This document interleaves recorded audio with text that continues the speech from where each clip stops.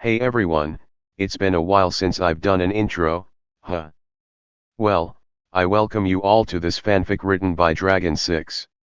Hopefully, you guys will love this one. If you do, make sure to like the video, subscribe to the channel and comment for the next part. Also, read the description for the link to the fanfic. I think I won't place any goals on this one because I want to actually completely upload this to the channel. This is just too good to be left out incomplete. But that doesn't mean you guys should stop liking the video. Naruto, the next God of Shinobi. Chapter 1, Unleashing the Reason. The sound of heavy breathing could be heard through the dark streets of Konohagakure. The person had been running hard for a long time. He was just sleeping in his apartment dreaming of ramen when they kicked in his door. He shot out of bed and attempted to escape. One of those attackers saw him and launched a kunai at him. The small knife was still lodged into his shoulder. He stopped for a second but knew that he could not stay for long. What had he done to deserve such treatment from this village? He was born here just like everyone else, yet he was singled out. His own village cursed his existence and he did not know why. He had done nothing wrong. He was just a 5-year-old boy who had a dream of being Hokage. Why did they hate him so much? He heard the voices of his attackers and began to move when someone appeared in front of him. "There you are, you little demon!" The man snarled. He kicked him in the chest, driving the air out of his little body. He hit the wall with such impact that he spat up blood. He struggled to stand but his attention was to the mob that finally caught up to him. "Please," he begged. "I've done nothing wrong." "Nothing wrong," it said, "you've killed our loved ones," shouted one. "I've lost my son because of you," another shouted. "You should have been killed the day that you were born," someone roared. I don't know what you are talking about," he said. He suddenly screamed in pain as another kunai was lodged into his other shoulder. The mob started to grab glass and rocks. They threw the harmful objects at him. They didn't care that it hit him. They didn't care that he cried. He raised his arms to shield himself but it was useless. Why aren't they stopping? Why isn't anyone coming to help me? Why do they hate me? Why? Why? Why? Destroy them. What? Destroy them, eliminate them, and tear the flesh from their bones. Who are you? Look at what they've done. They deserve to die. Unleash your rage, unleash your anger, unleash your fury. The young boy let loose an inhumane roar that stopped the mob. The roar could be heard throughout the village. The mob watched as a red chakra engulfed the small blonde. His cuts began to heal at amazing speeds. The red chakra took the form of a fox. "It's the Kyuubi, he's unleashing the Kyuubi," a female shouted. One of them ran at the boy, hoping to end his life but he never reached. He fell to the ground, blood spraying from his throat. Everyone watched in horror as the boy's hand was covered in his blood. He glared at the rest of them. He charged at the mob, not giving them the time to run. 3 figures ran on the roofs of houses. Each had a mask on their face and a sword strapped to their back. They were responding to the blast of chakra they felt earlier. As they ran on the rooftops, one of them saw a blood spray on the ground. They landed on the ground and investigated it. They found more blood and saw that it led into an alleyway. When they entered it, a horror awaited them. They gasped at what they saw. Blood was everywhere, coating the whole alley. Bodies and limbs decorated the ground. They all looked like they were attacked by several beasts. In the middle of it all, was a small boy. His whole body was covered in blood. One of the ninja reached for his sword when he recognized him but was stopped by the leader. He looked at the boy's eyes. They were in shock. He looked at his hand and had a very confused and scared look on his face. The leader, who had silver hair that stood up, approached the bloody child. He knelt to his level and looked him in the eye. The small boy flinched and attempted to get away. "Wait a minute, I'm not here to hurt you. He told him. No, you'll attack me like they did. He shouted. I promise you that I won't. Just relax, you can trust me. What happened here and why are you covered in blood? That stopped the boy in his tracks. He looked back at the mutilated bodies. He then looked back at his hands. Did I do this? I don't remember. They threw things at me and after that, the boy began to freak out. He grabbed his head and screamed. What is happening to me? The silver-haired man shot forward quickly and placed his hand on the child's head. The little boy stopped, screamed and suddenly felt over. The man watched as tears fell from the little boy's eyes. The man sighed sadly. Minato-sensei, I'm so sorry. Look at what they have done to your son. Hiruzen Sarutobi was not a drinker. He enjoyed a good smoke and enjoyed his students' literature. He rarely drank as it was a very depressing thing to do. However, tonight it would be a different story. He had just returned from the hospital where he just finished visiting a boy he thought of like a grandson, Naruto Uzumaki. The report that his umbu had told him disturbed him greatly. He, like several others, felt the wave of chakra that was released and knew what type of chakra it was. He had sent for jiraiya in case the seal was weakening, but he knew that it wasn't the boy's fault. To think that these people would attack a 5-year-old within his home. It made his blood boil and did not feel sorry for those who died. Still, the fact was that Naruto used the Kyuubi's chakra and the council was in an uproar about it. Several called for his death while a certain warhawk attempted to get him. He unleashed a large amount of his killer intent within that room that he put one council member in the hospital. He stormed out of the council room and grabbed some sake on his way to his office, telling his receptionist not to disturb him. He took a sip from his saucer when there was a knock at his door. I said that I do not wish to be disturbed. Hiruzen said. Sarutobi, we need to talk. Please, allow us entry. The old man sighed as he knew who was behind the door. Enter. The door opened to reveal just who he thought it was. They were his old teammates, Koharu Yudiden and Homura Mito-Kato. As team members of the council, what else can I do for you tonight? He asked sarcastically. Don't make us into enemies, Hiruzen. We have been teammates for too long for it to end. Homura said. Just teammates, huh? Glad to know that our time together didn't make us friends. Sarutobi, stop this. I know that you care for the boy, but you cannot just sweep this under the rug. Koharu injected. You want me to either kill the boy or create a weapon.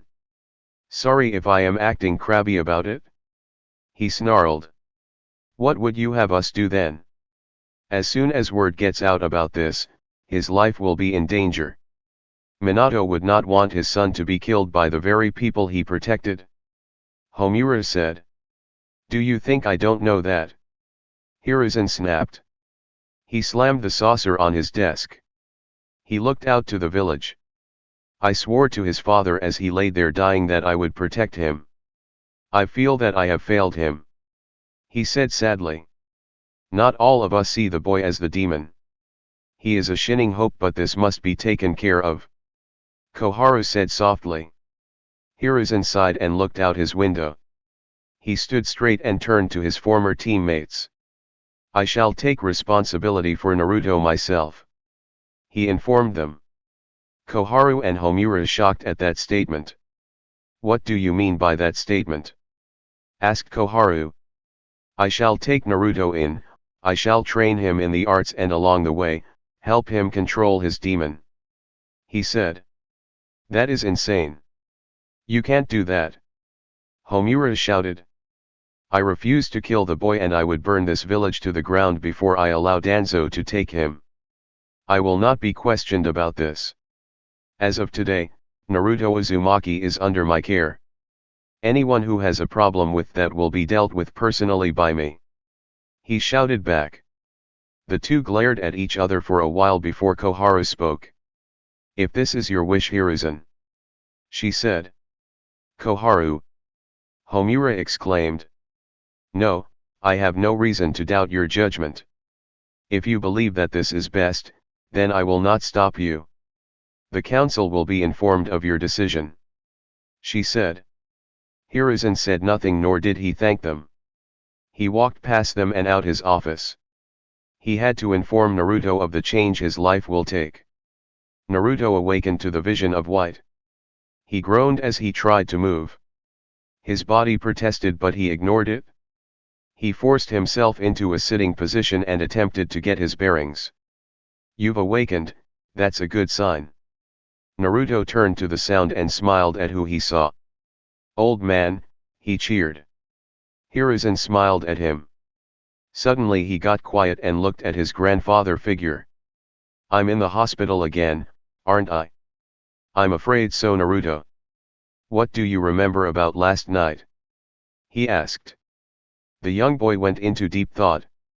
"I was sleeping, dreaming about ramen," he began. Hiruzen smiled at that, as he was not the only one who liked the boy. "That's when I heard me door get kicked in. I knew that it may have been some villagers along with some ninjas, so I tried to get away. One of them caught as I was jumping out and hit me with a kunai. I ran for a while, but they cornered me. They started to throw rocks and glass bottles. I was getting cut badly, and then there was a voice." "Voice? What voice?" "It was a scary voice. It told me to do bad things. It yelled at me, and that's when everything is a blank. When I came to, there was blood and guts everywhere. I thought it was those men with animals for faces, but then I saw that I was covered in blood." Did I kill those people, old man?" The aged man looked at the boy and sighed. He knew that he could no longer keep his dark secret from him. "I sorry to say, Naruto, that you did," he said. "Then, I am a monster?" Naruto said sadly. "No, you are not. They are the monsters for trying to kill you," Hiruzen explained. "Why do they hate me, Grandpa?" Naruto cried. "Do you trust me, Naruto?" The small boy nodded at him. "You remember the story about the Kyuubi?" "Yeah, the yondaime kicked its ass and killed him." "Well, that is only half true. The yondaime did kick his ass, as you say, but he could not kill him." Naruto gave him a confused look. "The Kyuubi is nothing but raw chakra and evil intent. It is a beast that has lived for years and only wreaks havoc when the world is plunged into evil. Despite the yondaime's great skill, he was not able to kill the beast. He could only seal him, in the body of a newborn." Naruto was amazed by that. That's when something clicked in his head. He wasn't stupid like people thought. It just took a while for him to process things. "That newborn he placed the Kyuubi in, it's me, isn't it?" Naruto asked.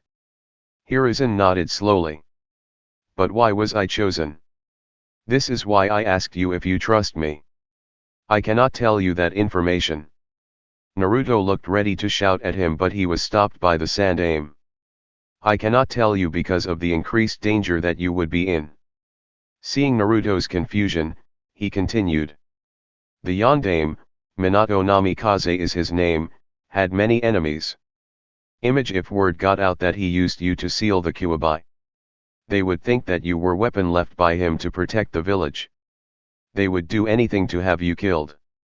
Naruto froze at that statement. It was bad enough that the village wanted him dead, but other villages trying to take his life was an eye-opener. "I understand, I guess." Hiruzen chuckled at the sour tone, but he quickly gained Naruto's attention. "Now listen, because last night it will be too dangerous for you in your home.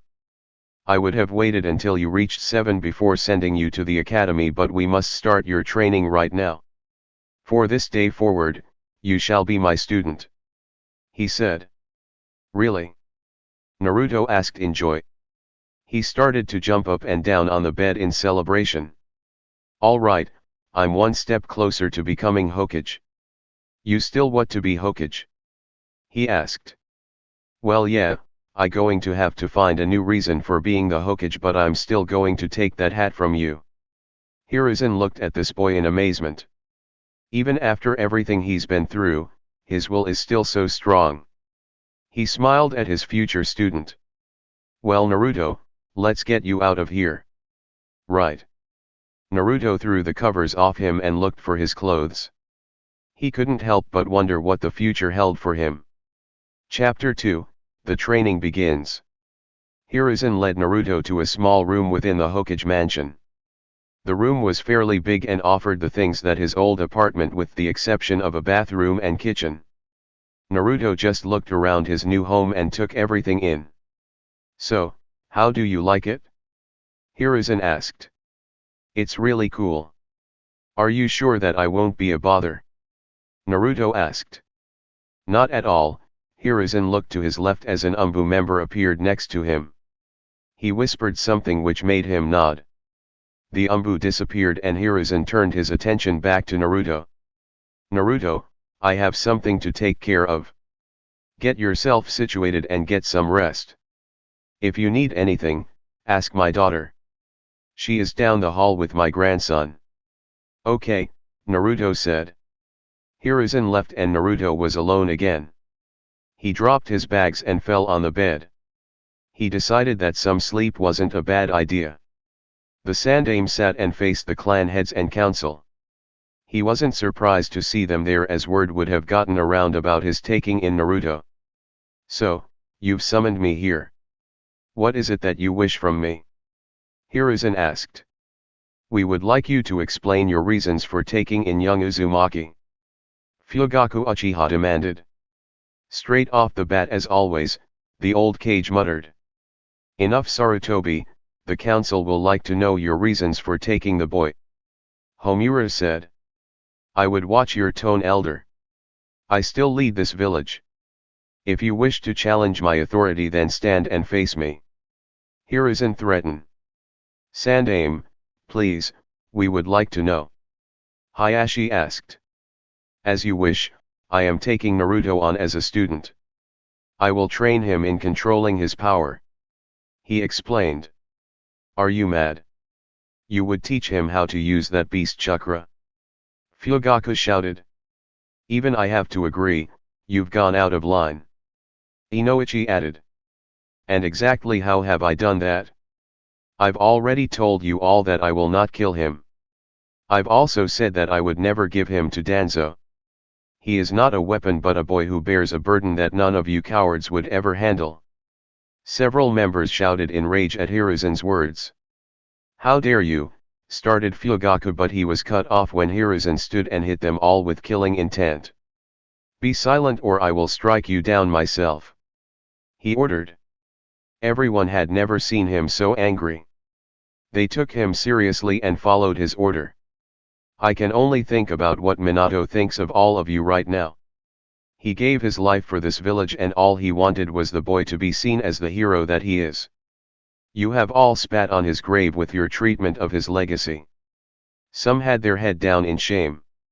Yes, I understand that what I may be doing is totally insane but what do you think will happen again if he doesn't learn to control the Kyuubi's chakra? Are you willing to place the villagers in danger? Are you saying that we are to blame?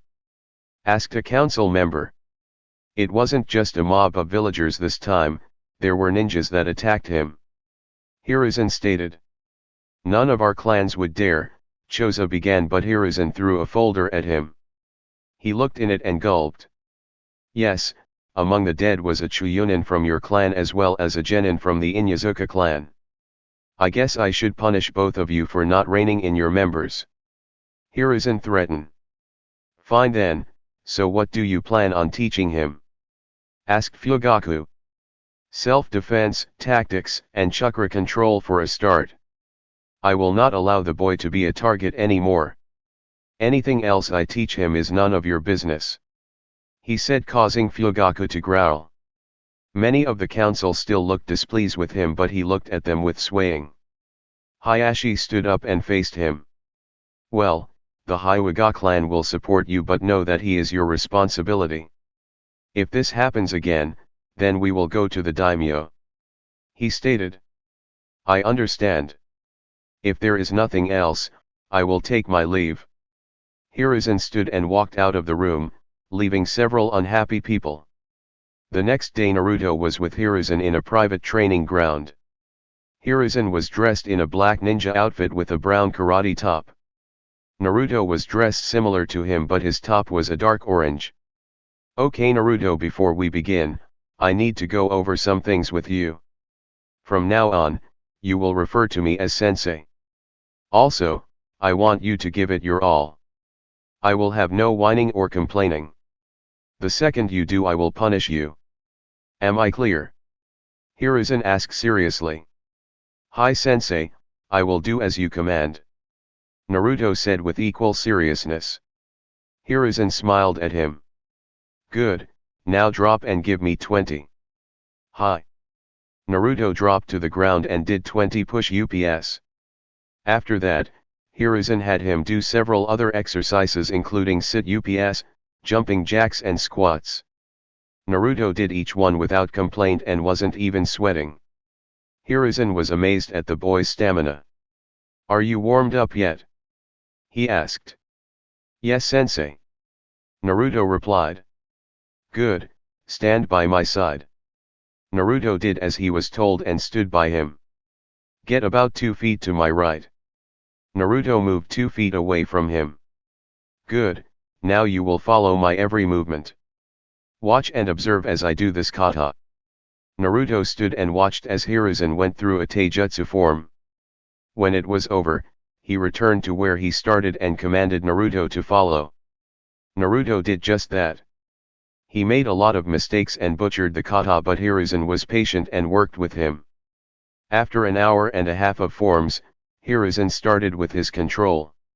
He told Naruto to stay still and make sure that the leaf stayed on his forehead. It was a challenge for Naruto, who was always active. He never did like sitting still. The leaf fell over several times, which frustrated Naruto greatly. Again, Hiruzen was patient with him. He even joined him in this exercise and explained it to him. This exercise continued for 2 hours. After that, they went back into forms. Naruto did the kata again. He still made mistakes but not as many as before. Hiruzen did correct him for each mistake and explained that each strike should be done like he meant it. He even showed Naruto how he wanted him to punch to the maximum effect. It would be around noon when he called for a break. The two sat under a tree and rested. Hiruzen looked at Naruto and saw that he was finally winded. Still, he knew that he would be ready soon. Sometimes, getting old sucks, he thought. He turned to Naruto. "Naruto, do you know why I'm training you?" he asked. "You want me to control the Kyuubi, right?" Naruto said. "Part of it is so that you can have control of the Kyuubi, but that isn't the only reason. I want you to be prepared for when I place you into the Ninja Academy in 3 years. Most of your training will consist of taijutsu, chakra control, and tactics. If you surprise me, I may teach you 1 or 2 jutsus." "Really?" Naruto exclaimed. "Calm down, the techniques will not be that powerful, but they will be useful, but you have to earn them, Naruto. I will not give you anything else unless you earn it. Is that understood?" Hiruzen asked. "Yes sensei, I will strive to do right by you." Hiruzen laughed and ruffled his hair. He now understood why Jiraiya liked training the hard workers. Geniuses were too easy to teach. It was a mistake he made when he took a team of his own. He had ignored Jiraiya in favor of Orochimaru because of the boy's natural talent. Tsunade took a field that he had no experience in, so left her to her own vices. He sighed and stood up. "Break time is over, let us continue with today's training." It would be 2 months since Naruto moved in with the Sarutobi family. He had gotten to know the old man's daughter, Toshiko, and was glad that she did not view him like many others did. At first, he thought it was because of the old man was there, but she took him aside and the two talked. He was very happy to know that she saw him as the hero the yondaime wanted him to be. He was also close to 1-year-old Konohamaru. The two hit it off as Konohamaru found Naruto's whisker mark interesting. He knew that the old man had a son, but he currently wasn't in the village. He had asked Toshiko about that, but she told him not to ask. Speaking of the old man, training with him had been a very hard and tiring. He was a strict enforcer who did as he said. He remembered when he had gotten out of line and he had him clean the Inyazuka's dog kennels by himself. Still, it was worth it as he felt himself starting to get it. The forms were beginning to get easier and his muscles began to remember how each punch, kick and block was done. The leaf exercise was starting to get there, but it was still very hard for him. Still, it did get him to focus more. Right now, he was at the Hokage Tower. The old man was doing paperwork while he sat still. Hiruzen had told him that this was an exercise in observation. He explained that a great ninja observes the situation instead of rushing into something that he knows nothing about. He added that many missions had ended in failure because there was a lack of information or lack of observation. Naruto found the exercise boring but did as he was told. Suddenly the door opened and a man was ushered in. He was definitely a noble and definitely a Hyuga by his eyes. He carried himself as a high figure in the world. Naruto just thought he was a snob. He looked on as he and the old man spoke. He continued to observe everything around him with clear boredom. He turned back to the noble and noticed that his hands didn't look as delicate as many noblemen he saw. They looked rigid and there was a small case of callus on his hand. Observing further, he saw that the man was always alert, too alert for a noble. When the discussion was over, the man bowed and left the office. Once out, Naruto turned to Hiruzen. "Hey sensei, was that guy a ninja?" he asked. "What makes you say that, Naruto?" "At first, I thought he was like all those other Hyugas that I've seen before, but his hands show signs of heavy training. There was also the fact that he seemed guarded and alert even with the 4 masked guys you have hidden," he explained. "4, what makes say that I have 4 masked guys in this office?" Hiruzen asked. "There's one outside the window, the other is hidden in the corner near the window, and there are 2 guarding the door under what looks like a genjutsu." Hiruzen smiled at his student and was very impressed with him. "Very good, Naruto, that was very good observation. To answer your question, yes, that man was Hayashi Hyuga, head of the Hyuga clan. He is one of the village's strongest ninjas. In fact, most of the Hyuga nobles are ninjas." That surprised Naruto greatly. "Today, we are going to spar and we will put this little exercise to the test." "Yes, sensei." Naruto and Hiruzen faced each other. Naruto looked at the man who had been training him for these past 2 months. He watched as he slipped into a fighting stance. Naruto took a similar stance and looked at his opponent carefully. "Okay, he's much older than me, so he can't be faster than me. That stance he has is set so that he could use his power. So if I move fast enough, then I can win this fight," he thought. "Are you ready, Naruto?" he asked. "Yes," he said and prepared himself to charge. "Attack!" Hiruzen ordered and Naruto took off. He was in striking distance as Hiruzen threw a punch at him. Naruto saw the punch a mile away and dodged to his left. He quickly threw a punch of his own that would have scored him a hit.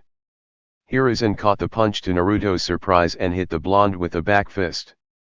Naruto flew in the air by the blow but flipped himself back into his stance. Hiruzen was on top of him and struck him with a knee that forced the air from his lungs. He was forced to the ground by an elbow. Naruto struggled to stand while Hiruzen backed off. He waited until Naruto got his breath back and he sat up. "Now, what happened to you?" Hiruzen asked Naruto. "I underestimated you, sensei," he said. "And why did you underestimate me?" "I went with the fact that you were older and your stance was used for power, not speed. I thought that if I was fast enough that I could hit you. I figured that much. I'm Hokage for a reason, Naruto. I may be old but I haven't lost my step. Also I have fought in 3 wars, so my experience is limitless. What you must learn is that first observations are not always right. In a fight, Your first observations can change in a flash, and if you're not ready for it, then you will die. Do you understand, Naruto? I think I do. Naruto answered. Good, now let us continue. Remember, do not count on your first observations. You have until dinner time to land a hit. Hiruzen said. Naruto nodded and slipped into his stance. Hiruzen followed his lead and commanded him to attack. Naruto charged and engaged him. Naruto never landed a hit on the old man, but he did gain a valuable lesson for which would save his life in the future. Chapter 3, The Reality of a Hokage. Hiruzen stood on the earth-made poles. He held a staff in a defensive stance and awaited Naruto's attack. He looked all around him as many clones of Naruto surrounded him, staffs ready for attack. Naruto ordered the attack and struck. Hiruzen defeated the first wave easily, but he realized that it was only used for cover. He blocked the stab that came from within the smoke and spun around to destroy another clone. Naruto didn't give up as he continued to use the smoke as a way to attack and lashed out at Hiruzen. The old man countered every attack with some ease, but he was almost struck from below. He grabbed the staff and pulled Naruto up. Once in his face, he kicked him into the tip of a staff, which dispelled him. He sensed more attacks coming from below and jumped in the air. Waiting for him were two Naruto ready to strike. They both brought their staffs down on the old man's staff. Hiruzen winced a little but gave it little thought as two more Naruto jumped at him, intending to catch him in the gut.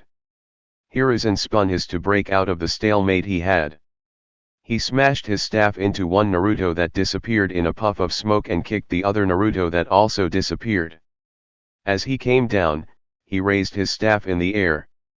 He landed and drove the butt of his staff into one of the earth poles. Several other staffs shot up from the ground and destroyed the poles and the clones. Once the dust settled, there were no more poles other than his. Naruto was struggling to free himself as one of the poles caught his shirt. Hiruzen took some deep breaths and sat down on the pole. He looked at his student and smiled. He almost had you that time, Sarutobi. Perhaps you are getting too old to be sparring with such a young child. Spoke the staff.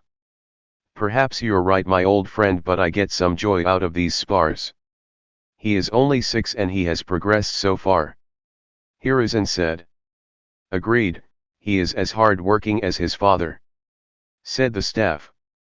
An eye appeared and looked at Hiruzen. I've been meaning to ask, are you going to have him tap into his tenant's chakra? I have not found a safe way to do so. I tried meditation and he has accessed his mental world, but it was only for a short time. He doesn't truly focus on it as he gets bored very easily. Do you think it's wise for him to even try? Wise, no, but it is necessary. While I am glad that Jiraiya's scan of the seal is positive, he will need to learn how to use that chakra at some point. Minato was a crafty man and didn't do things for no reason. Quite right, Naruto was able to free himself but fell on his butt. He held it in pain, making Hiruzen and the staff chuckle. Well, if there is nothing else, Sarutobi, I will take my leave. If you do plan on allowing him to sign the contract, please summon me so we can work out a deal. Of course, Inma, I shall call you. Hiruzen said and bowed. The staff suddenly turned into a man-size ape. The ape did a hand seal and disappeared. Hiruzen stood up and jumped off the pole to check on his student. Another year had passed, making Naruto 7 years of age.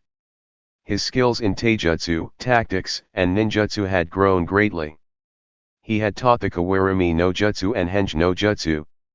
As Jiraiya Scan had reported, Naruto's coils were massive and produced more chakra than anyone in the village. Sarutobi knew that this would be used to hold the boy back, so he taught him the cage bunshin technique. It was the perfect technique for him as he doubted Naruto would ever get tired from using it. He felt that it was time for the boy to join the academy. However, the council had a problem with that decision, or rather the Uchiha clan had a problem with that decision. They had called an emergency meeting to discuss it. Hiruzen sat beside the elders and had everyone seated. It has come to my attention that there is a problem with Naruto Uzumaki joining the academy. Hiruzen said. Yes, I feel that it is unfair that he joins the academy. He has had special training and will be more advanced than the other students. Fugaku stated. Care to explain that, Uchiha-san? I know from my sources that you have taught the boy the Kage Bunshin Jutsu. Fugaku explained. That sent warning bells in Hiruzen's head. Have you been spying on me and my family, Uchiha? That could be considered treason. Hiruzen spat. That is not what I said. My sources have told me about what you have taught the boy. It is a B-rank kinjutsu that should not have been taught to a 6-year-old. Fugaku argued. Is this true, Hiruzen? Asked Homura. Yes, I did teach the boy the technique. However, it was a good reason that I did. Hiruzen stated. Sorry to say, Hokage-sama, I don't see a good reason for showing a 6-year-old a kinjutsu. Shivi said. I agree. What reason did you have to teach him such a jutsu? Inoichi asked. I assume that you have all read Jiraiya's report of the seal. He got several nods. If you continued to read, you would have seen that Naruto's chakra coils are the largest in the village. The reason behind it is because Minato's seal allows the Kuwabi's chakra to leak into Naruto chakra network, so his coils were adjusted to deal with the other chakra source. The regular Bunshin Jutsu was beyond him even if he learned chakra control exercises. In our training, I showed him the Ki no Burai no Shugyo and he still couldn't control his chakra to do the Bunshin. Still, that is still a dangerous technique for a child. It was very irresponsible of you, Hokage-sama. Hayashi stated. Hiruzen knew that he was not really siding with Fugaku but making a point. He smiled at the council, which put them on edge. Then would you like a demonstration to place your worries to rest? He asked them. They mumbled and murmured before placing their attention back to Hiruzen. What do you mean? Asked Fugaku. Come by the stadium tomorrow and all your questions and worries will be put to rest. Trust me, you will not be disappointed. Naruto was happily on his way to Ichiraku's for a celebration. He was given a ton of money as a reward for his performance today. While he didn't know why the council was there, he figured out that it was another shaft job they were planning. The looks of the Uchiha clan leader and several other council members told him everything he needed to know. Now, he was on the way to celebrate. He turned to see smoke coming from a different direction. Curious, he made his way to the site. When he got there, he saw a huge house ablaze. He turned to go get help when he heard the screams of two people. He was torn as he knew that he should go get some help, but it would be too late and the people would be dead. Decision finalized, Naruto rushed into the burning house. He covered his mouth and kept his head low so that he wouldn't get smoke in his lungs. He moved toward the sound of screams and moved quickly. Reaching a room, he kicked the door down and saw two people hugging each other. Naruto looked at them and saw that they didn't have much time. He created several clones and pulled something from out his pocket. Outside, several Konoha ninja attempted to get into the house. A young 9-year-old girl attempted to get into the house but was held back by her uncle. Suddenly there was an explosion that blew out the front of the house. Naruto and two of his clones came running out of the house before the flames could consume the house. Naruto and his clones laid the two people on the ground. The Konoha ninja quickly went to see about the two that Naruto brought out. The clones were dispelled and Naruto took a few more steps before he fell to the ground. Naruto woke up to a white ceiling. He groaned and covered his eyes from the bright light that was on him. I got to stop ending up in here. He groaned. I completely agree. Naruto turned to see the Hokage. There was also a man next to him. I remember you, you were at the house. Naruto said. Yes, my name is Unkai Kurama and on behalf of the Kurama clan, I thank you for your brave efforts. You saved my brothers and my sister-in-law's lives? Unkai said and bowed to Naruto. The blonde grinned at the praise. Did you guys manage to stop that fire? Naruto asked. Both men looked at each other with nervous glances. What? Nothing for now, get better and we will talk about it. I promise that I will keep you in the loop. Hiruzen said. He and Unkai left a confused Naruto to recover. Naruto, please come in here. Hiruzen called out. Naruto entered his private room where Hiruzen did his calligraphy. He was wearing his training gi he used when training him. Naruto sat before him and waited for him to continue. Hiruzen sighed and faced him. First off, I would like to say that I am very proud of you. You did act without thinking, but your actions saved the life of 2 people. However, there are certain things that you must know about that fire. The first thing being that it was not real, it was a genjutsu. Naruto was shocked by. Are you sure, sensei? Those flames felt very real. I have the burns to prove it. Naruto said. Do you remember that man from before? Naruto nodded at the question. That man is part of a small clan called the Kurama clan. They are a clan of some of the most talented genjutsu users. They are very talented in that area. However, once in every generation, there is a Kurama with skill so great that they can cause physical damage to their opponent. Naruto looked very stunned and amazed. Hiruzen continued his speech. At this moment, there is a Kurama with such a talent. What is going to happen to that Kurama? Naruto asked. At first, I had a tutor attempt to help the person control their ability, but the tutor proved to be unable to do it. I had that tutor seal her power when I thought she would be a threat, but their power broke the seal and unleashed its fury. Hiruzen explained. You talk as if this power has a mind of its own. From what Unkai told me, the power takes the form of another persona. If the Kurama can't control this persona, then the persona will take over. Hiruzen added. So why tell me, sensei? The girl, her name is Yakumo, has been loudly telling the clan that I was responsible for the fire. The clan knows that is not true, but she is strongly convinced that I and her tutor, Kurane Yui, plotted the whole thing. She probably overheard what Kurane and I had discussed and mistook it. Now I am faced with a dilemma. Unkai and the clan want me to put her to death. Her parents are not willingly to do so and are willing to go so far as to leave with her out of Hai no Kuni.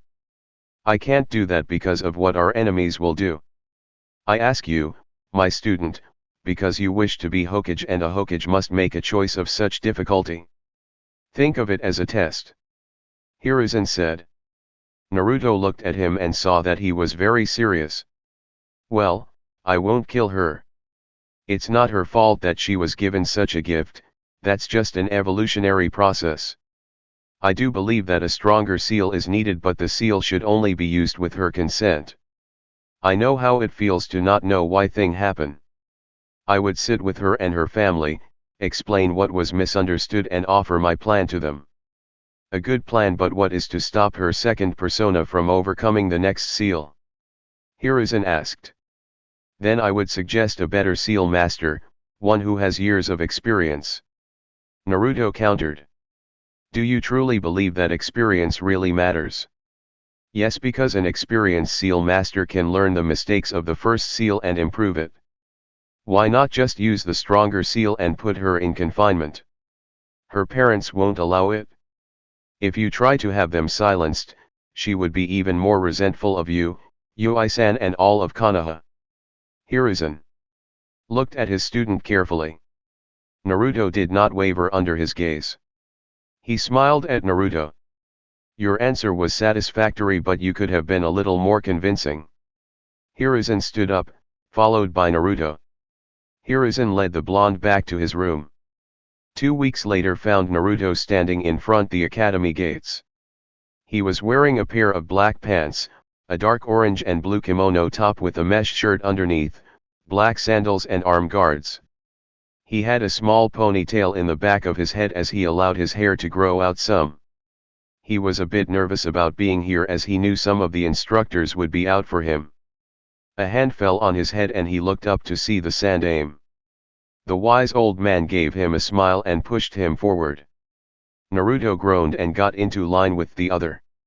After a while, one of the instructors stood in front of the group.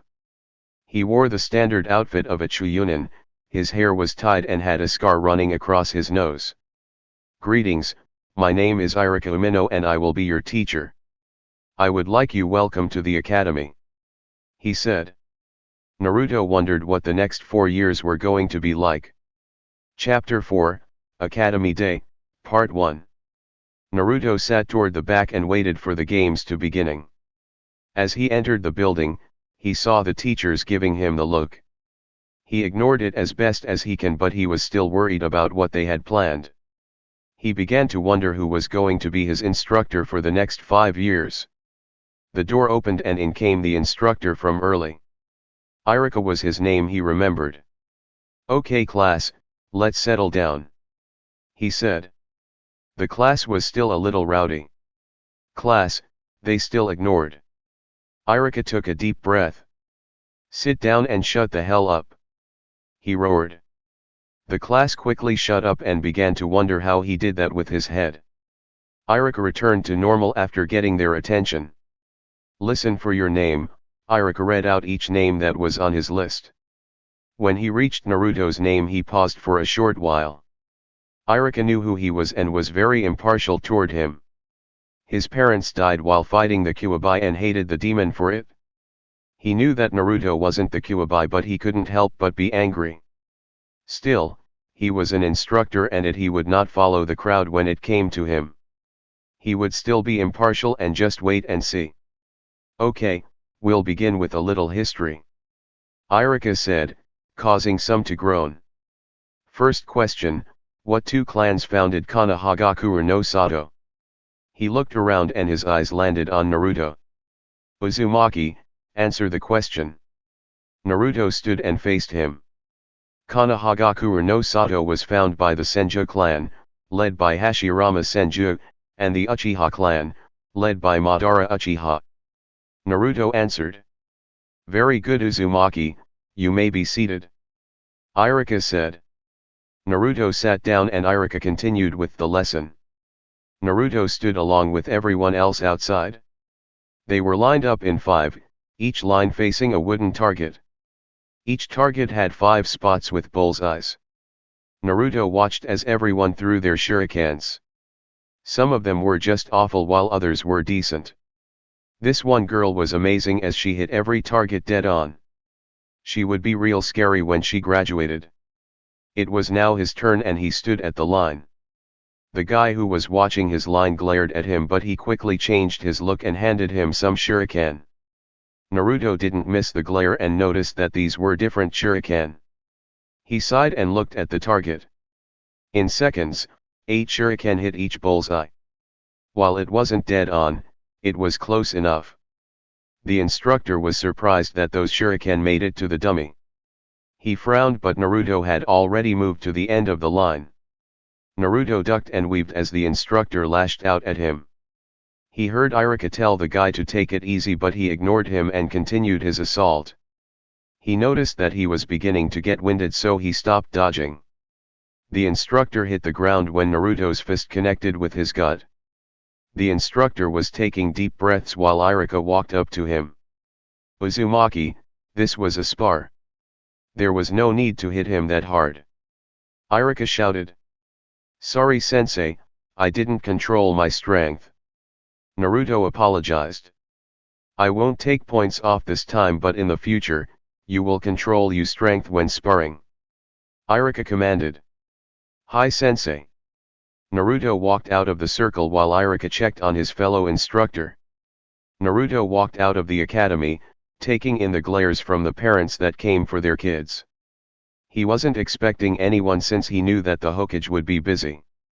He sighed as he walked back to the Sarutobi compound. "Naruto," someone called out. Naruto looked around until he laid eyes on Toshiko. She had Konohamaru with her and was joined by a bearded man. "Toshiko-ni-san, what are you doing here?" Naruto asked in surprise. "Now, what is with that attitude?" "I came to pick you up from your first day of class," Toshiko said with a smile. Naruto was shocked, but it quickly changed into smile. He turned to see the bearded man and looked at him. The man looked back at him but didn't introduce himself. He placed a cigarette in his mouth, but it was quickly taken away by Toshiko. "I told you not to do that around me or Konohamaru. Now stop being rude and introduce yourself." The man grumbled but did as he was told. "The name's Asuma," he greeted. Naruto looked at him in surprise. "I thought you were still at the capital. Is it wise for one of the Shigunin Jinishi, the 12 guardian ninja, to be away from the daimyo?" Naruto asked. "That's a surprise. How did you know that I was part of the group?" "Well, the sash is a dead giveaway," Naruto stated, simply making Toshiko giggle. "But to answer your question better, the old man told me that you joined the group. He says that with sadness though. I've never been able to learn why." Naruto explained. "I see he's been teaching you about observing. Let's get going," Asuma said and began to walk away. Toshiko sighed and motioned for the confused Naruto to follow. Asuma stood on the balcony of the Sarutobi compound. He looked into the night sky and watched the full moon glow. He took a puff of his cigarette and blew out the smoke. "I see that you have found my smoking spot." Asuma didn't turn to face his father and continued to watch the moon. Hiruzen did not take insult to his son's behavior. They have always been at odds with one another. After a few minutes, Asuma spoke. "I was surprised that you took a student. Don't you think that you're a bit old to be chasing around a 7-year-old? He asked. "Perhaps, but I have a sense of joy when teaching him," Hiruzen answered. "Making up for your earlier mistake years ago."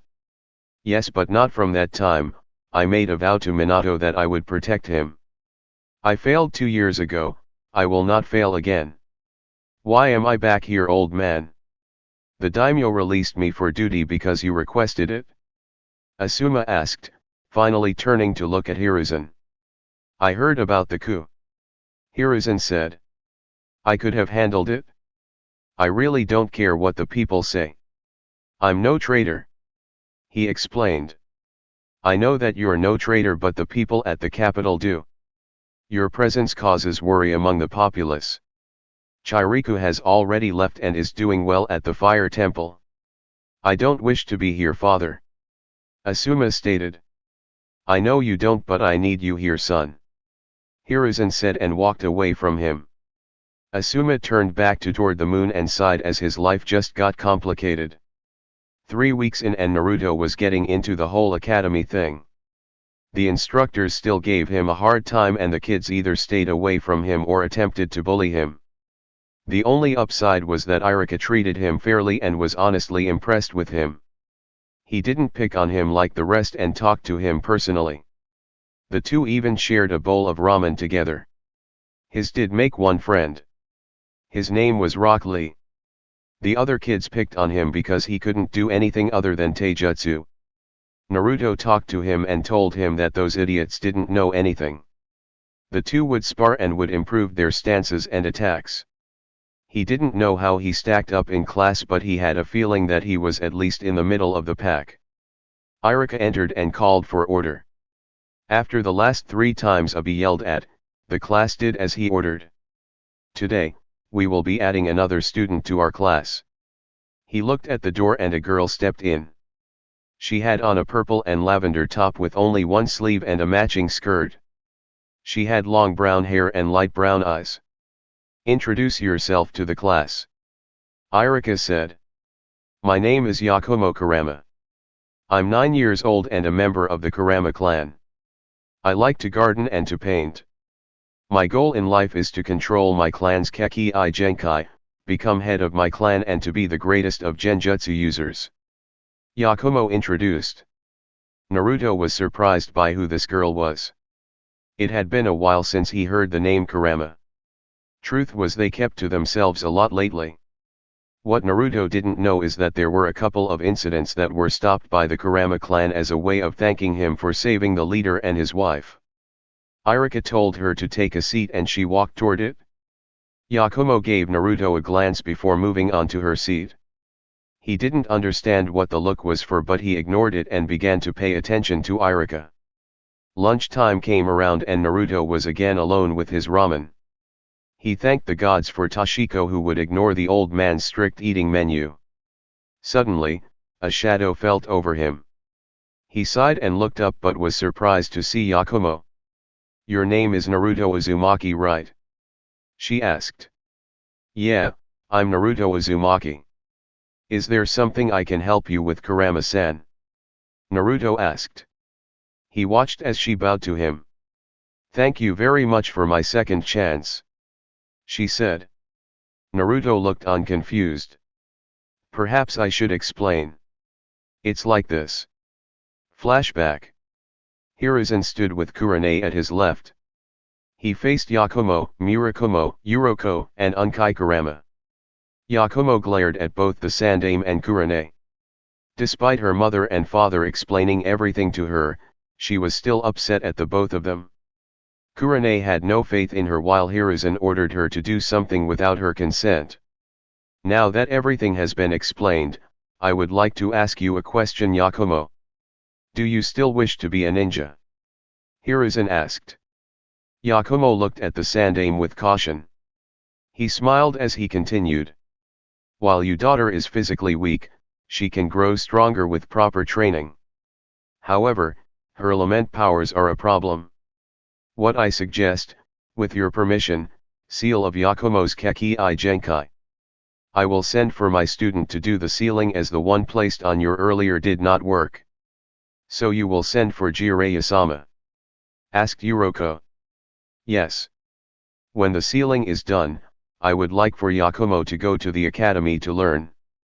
I assure you that we have some of the best instructors that will help young Yakumo." "You mean to keep an eye on me?" Yakumo said. Her father looked at her but the Hokage held his hand out. "If you would like to put it that way, then yes. You must understand, Yakumo, that your ability is very dangerous. If it wasn't for my student, I would have you placed away with constant umbu patrol," he said, making Yakumo gulp. "Now, I've decided that the Kurama clan is very important to Konoha, and to have you angry at Konoha will not do. So, if you still wish to be, you will be enrolled into the academy. As for your genjutsu, Kurane." "No, I don't want her as my teacher," Yakumo stated. Kurane didn't say anything, but she did have a frown on her face. "I'll teach her," Unkai said. "Brother," Murakumo whispered. "While I totally disagree with this choice, I do care for Yakumo. I will be her teacher and show the way of the Kurama clan," he explained.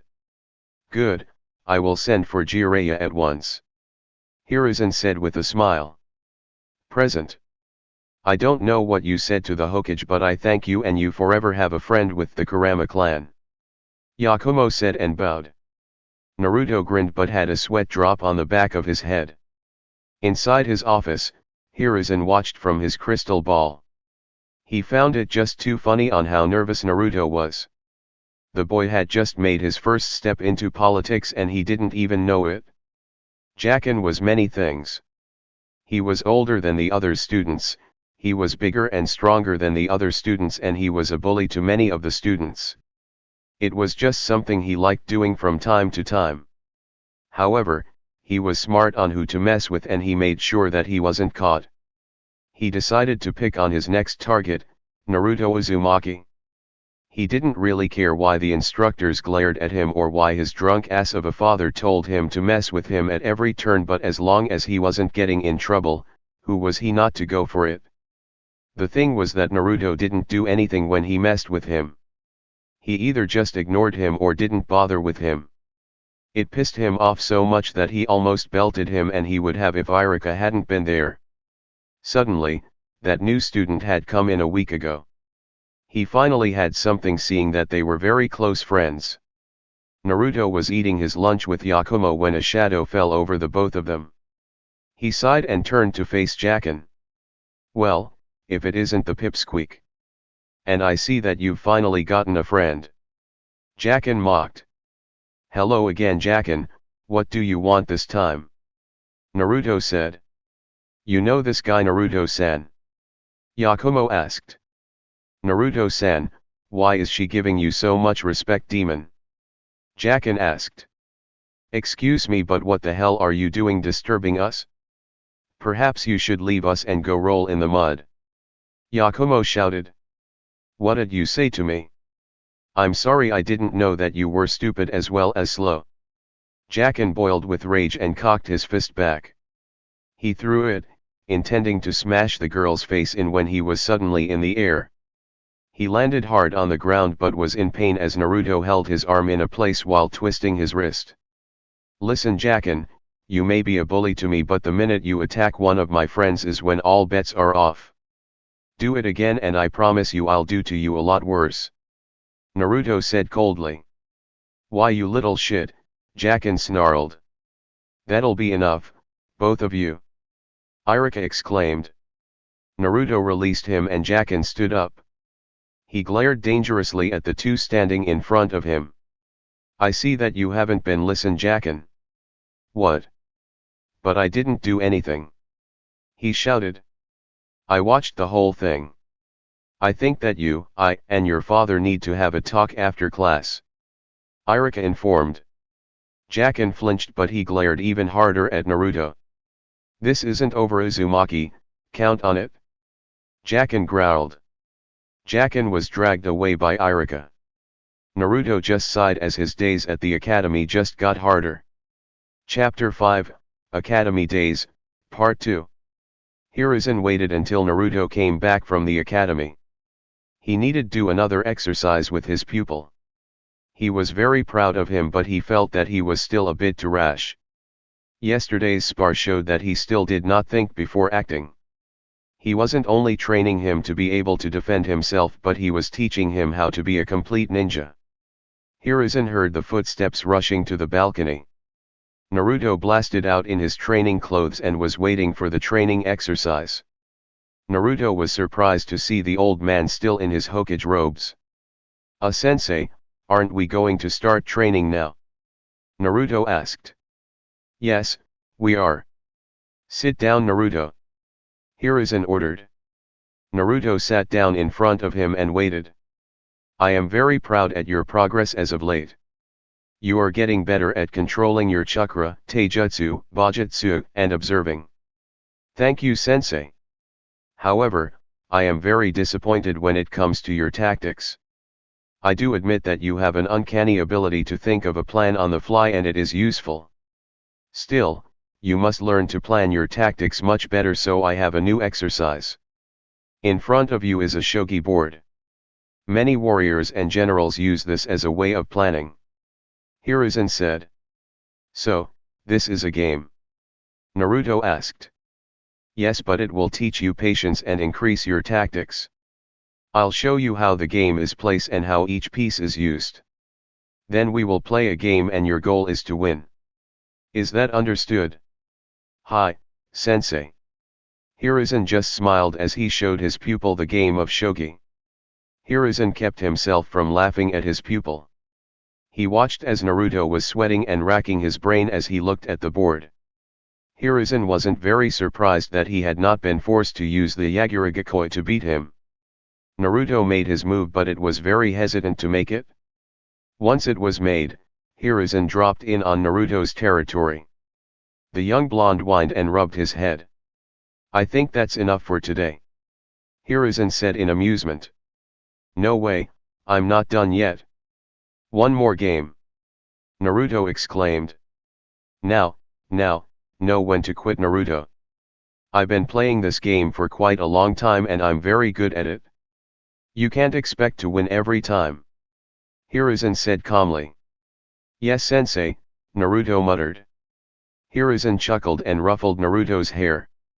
I want you to remember and analyze your performance today. We will be playing this once every week to test your improvement. Naruto nodded as Hiruzen led him into the compound. Yakumo and Lee were concerned for their friend. He was muttering to himself and scribbling down stuff.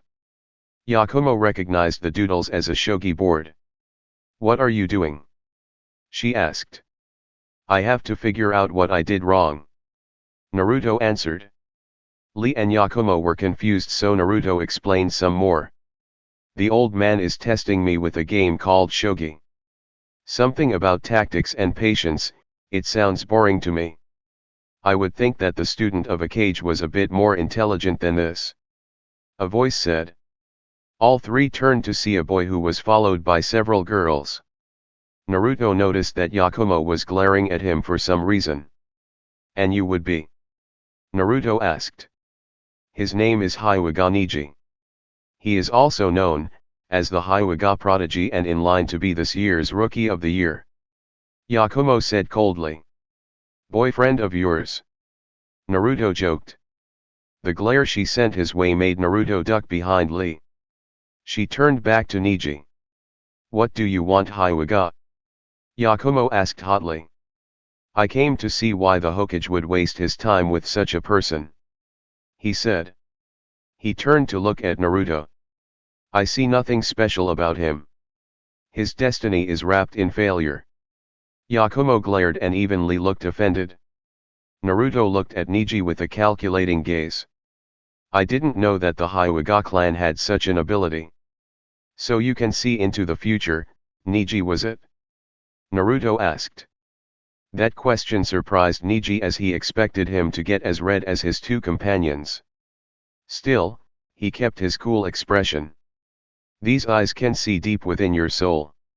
It is why the Hyuga is the more powerful clan in Konoha. Neji stated. I think the Uchiha would dispute that, but who am I to judge? Sorry for interrupting, you were saying that your Kekki Genkai can see the future of what would happen to me. Naruto said. Everyone is born with an unchangeable destiny. It is something that they can't change, that they can't fight.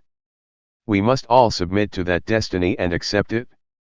You may train with the Sandaime, but it will not change the fact that you would be nothing more than average. Neji explained. Are you saying this because you are part of the branch house of the Hyuga? Naruto asked. Neji kept his stoic look. The head wrap is a giveaway. I've met some branch house members and they seem to hide that fact. Besides, I think that you're a bit off. Oh, what makes you say that? Neji asked curiously. You say that we are born with an unchangeable destiny, but I do not believe that. If that were true, I would have been dead, my friend Lee would have quit a long time ago because of his condition, and Yakumo would have been locked up somewhere. Yet, we are here and making our dreams come true. I will become Hokage, Lee will be a ninja of great skill without gen and ninjutsu, and Yakumo will be the greatest genjutsu user in the world. Destiny is what we make it. It isn't set in stone. Naruto explained. You speak of being Hokage, but the Hokages were all great ninja and you would be nothing but average. Neji said. Maybe, but every Hokage was average at the beginning before they became great. You are a prodigy, so perhaps you can become Hokage. Naruto asked. That is not part of my destiny. I am a caged bird, trapped within the clan. My destiny is to serve the Hyuga, nothing more. Neji said. Well, as your eyes said, I'll be nothing but an average ninja. If that the case, I'll strive to be better and become greater than the previous Hokages. I believe that's my destiny. Neji looked at Naruto, who didn't flinch from his gaze. It had interested him some. It seems that we have a difference in opinion. I was expecting a very different outburst from you. Neji admitted. Well, training with the old man has its perks. Naruto said with a large grin. Neji smirked and walked away from the three. Yakumo looked at Naruto in amazement. I can't believe it. You actually matched Neji in a fight of words. I've never seen him ever back down when he starts spouting that crap about fate and destiny. Yakumo exclaimed. Naruto just scratched his head as Lee praised him. The next 2 weeks left, the young Uzumaki was racking his brain. He was getting a bit better at playing shogi against Hiruzen, but he still could win. It was as if that board was mocking him. The old man just kept telling him that this was a lesson in patience, but the game was so boring and too hard. What the hell did patience have to do with being a ninja or Hokage anyway? He took a couple of deep breaths before continuing his research of his matches. His research was cut short as he heard the sound of something flying through the air. He rolled out of the way as 3 shurikens hit the tree he was leaning against. He turned and saw Jacken. He hadn't seen Jacken for a long while and was very confused about what the hell he was doing here. He looked back at the tree and saw that those shurikens were real. What the hell, man? Those could have killed me. Naruto shouted. What do you think I'm doing, Pipsqueak? I'm sick and tired of your face. Not like I'll get in trouble anyway, everyone in the village seems to hate you. I'll be doing them a favor. Jacken snarled. Naruto wasn't too surprised about him knowing how the village treated him, but he was suspicious of his reasons to kill him. There was no way he knew about the Kyuubi. No one in the village would have risked sure death. Jacken threw some more shuriken at Naruto. Naruto jumped out of the way and into the forest area. Where are you going, Pipsqueak? Jacken shouted and followed Naruto into the forest. Naruto looked back to see Jacken tossing shuriken at him, but he stayed very far in front and near the trunk of the tree. Naruto saw that Jacken was stacked prime with shuriken pouches, so trying to outlast him was out of the question. Suddenly he remembered something about this forest. Naruto pushed off the tree and rocketed to his left. Jacken followed him and continued his attack. Naruto made a quick turn and made his way back very quickly. Jacken was on him and threw some more shuriken. Naruto kept moving and dodging until he saw what he was looking for. Naruto quickly jumped toward the ground with Jacken following. The insane kid threw 5 shuriken that hit Naruto in the back. Jacken smiled, but Naruto suddenly disappeared in a puff of smoke. What the? Jacken said in confusion. Jacken! Naruto shouted. Jacken turned and was hit in the face with Naruto's staff. Jacken hit the ground hard and skid toward the fence that Naruto was heading for.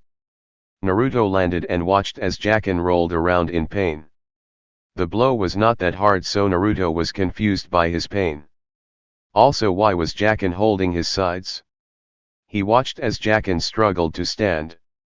Okay, Jacken, you're going to answer some questions. Why the hell are you trying to kill me? I've done nothing to warrant such actions. Naruto said. It's your fault. I wouldn't be hurting as much if it wasn't for you. Jacken gasped. What are you talking about? I haven't seen you in 2.5 weeks and all I did was twist your wrist. You would have been fine the next day. Naruto said. He watched as Jacken reached for his weapons. This isn't a plot that you came up with, is it? Who are you working for? I'm not going to tell you shit. I'm going to finish you off, Uzumaki. Jacken shouted. I'm sorry to say that won't be a possibility. A voice said. Jacken and Naruto were suddenly surrounded by people with masks on their faces. Lay down your weapons and put your hand up. A large man with a bear mask said. Naruto complied immediately and dropped his staff. Jacken saw this as an opportunity and reached for a few shuriken. The masked people were much faster and easily took Jacken down. He screamed in pain as they dropped him to the ground. The leader noticed that he was coughing up some blood. What are you doing? Why are you being so rough with him? We took him down easily. We didn't slam him down or anything. The ninja said, who was very worried.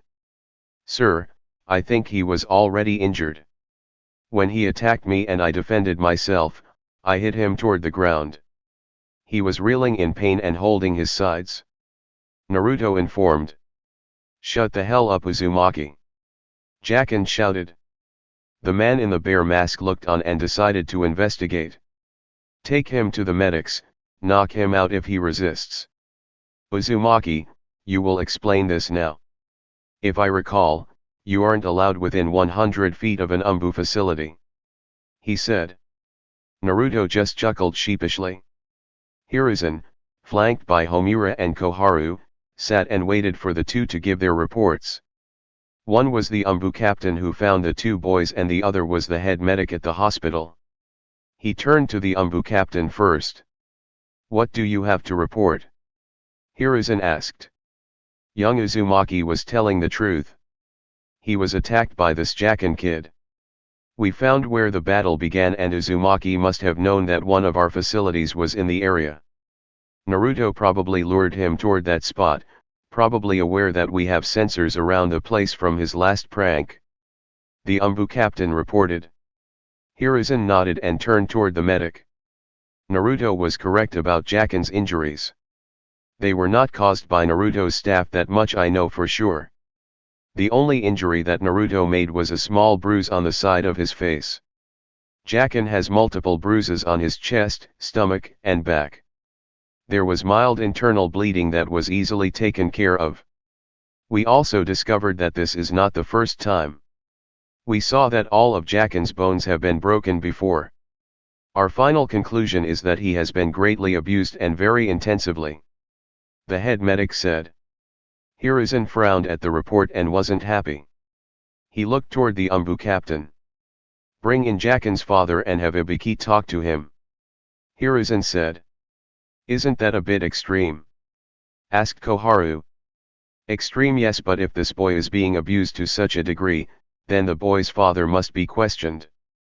Homura explained. Hiruzen nodded and the captain was gone. Keep the boy in the hospital until his injuries heal. I will visit him myself and we will get to the bottom of this. Hiruzen said. The head medic bowed and was gone. He turned to his advisors. What do you think? Well, we certainly don't think that this boy had anything to do with this. Koharu said. You're thinking that the father had something to do with this? Hiruzen asked. Perhaps we should have Inoichi look through his mind and find out. Homura suggested. I believe that's what must be done. Hiruzen agreed. Koharu looked apprehensive about such an action. We don't have a choice. If this boy has been abused for such a time, then he will attempt to hide it. We must know how long this has been going on and must fix it. What if it can't be fixed? Koharu asked.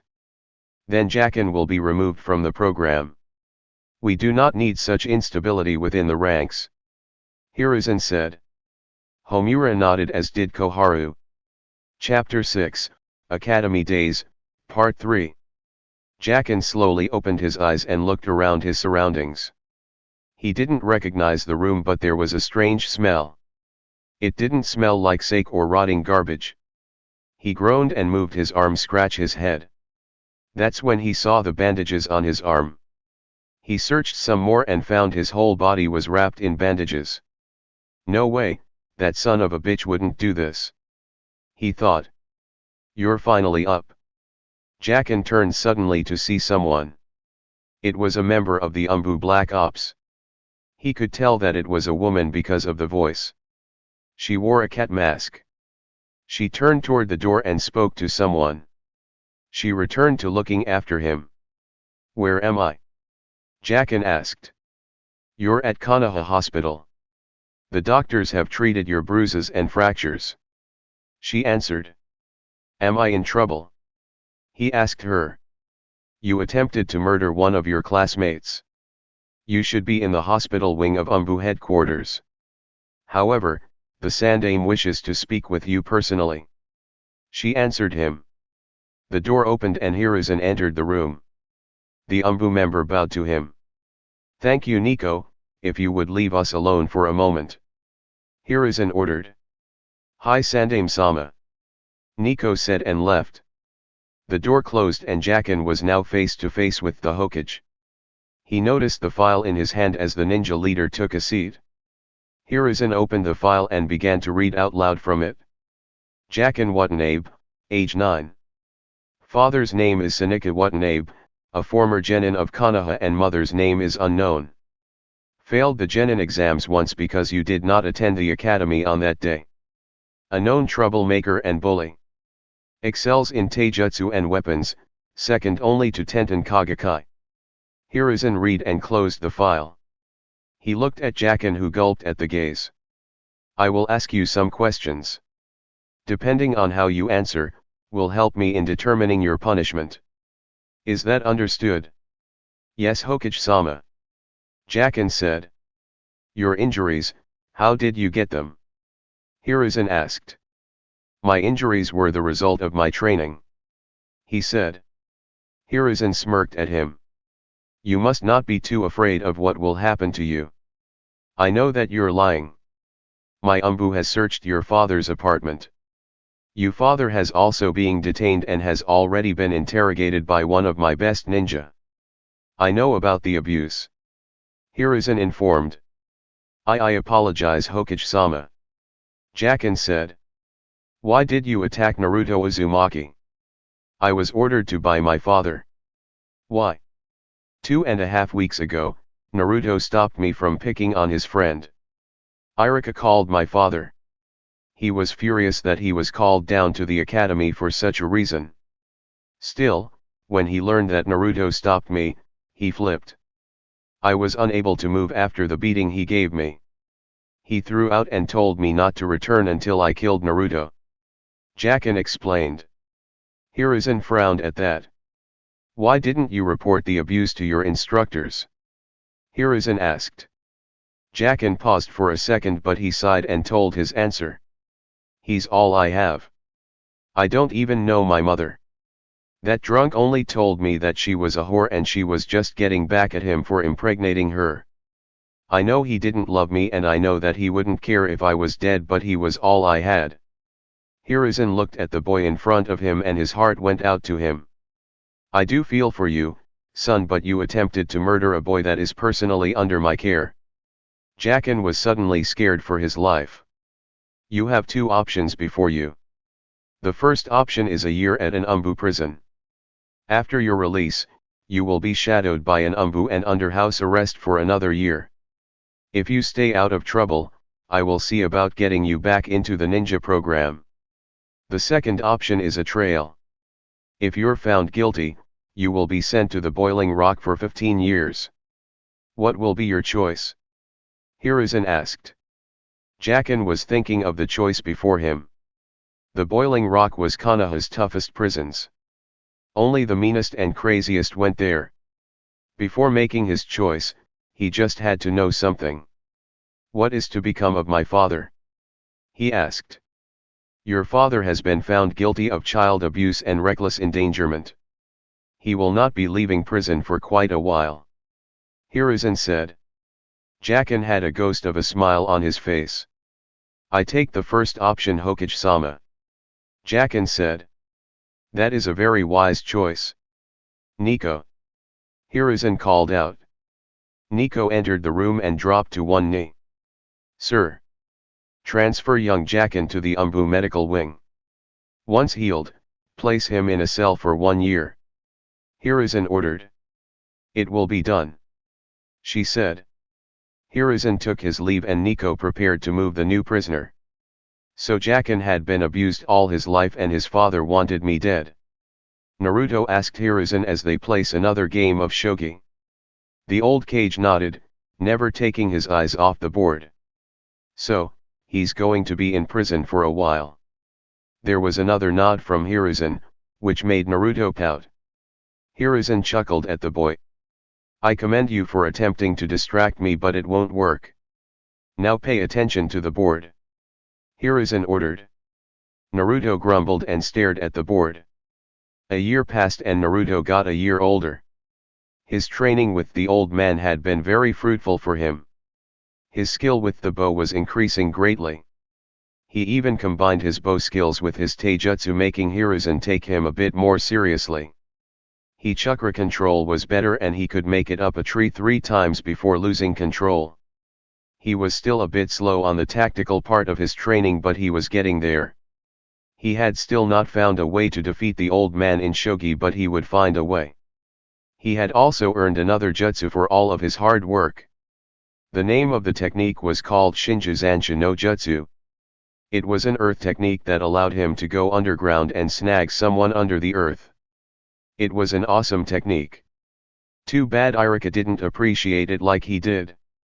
Because of his displeasure, Hiruzen refused to teach him another technique.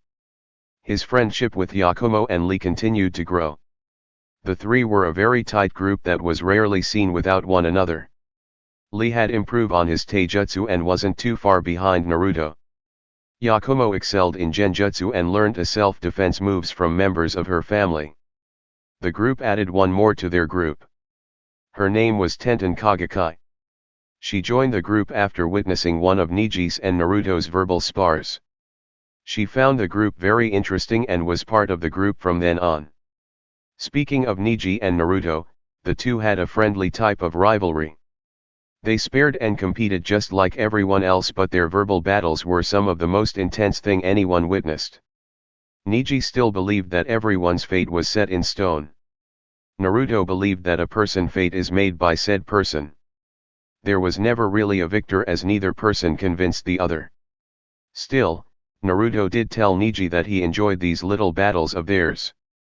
Niji didn't admit to Naruto, but he did enjoy the talks as well. With half the year gone, Naruto was enjoying getting stronger and stronger. His life was actually good for once. However, tonight's events would shake his foundation. He would need to be ready for what was about to come. Naruto woke up in the dead of night. He rubbed his eyes out and looked out his window.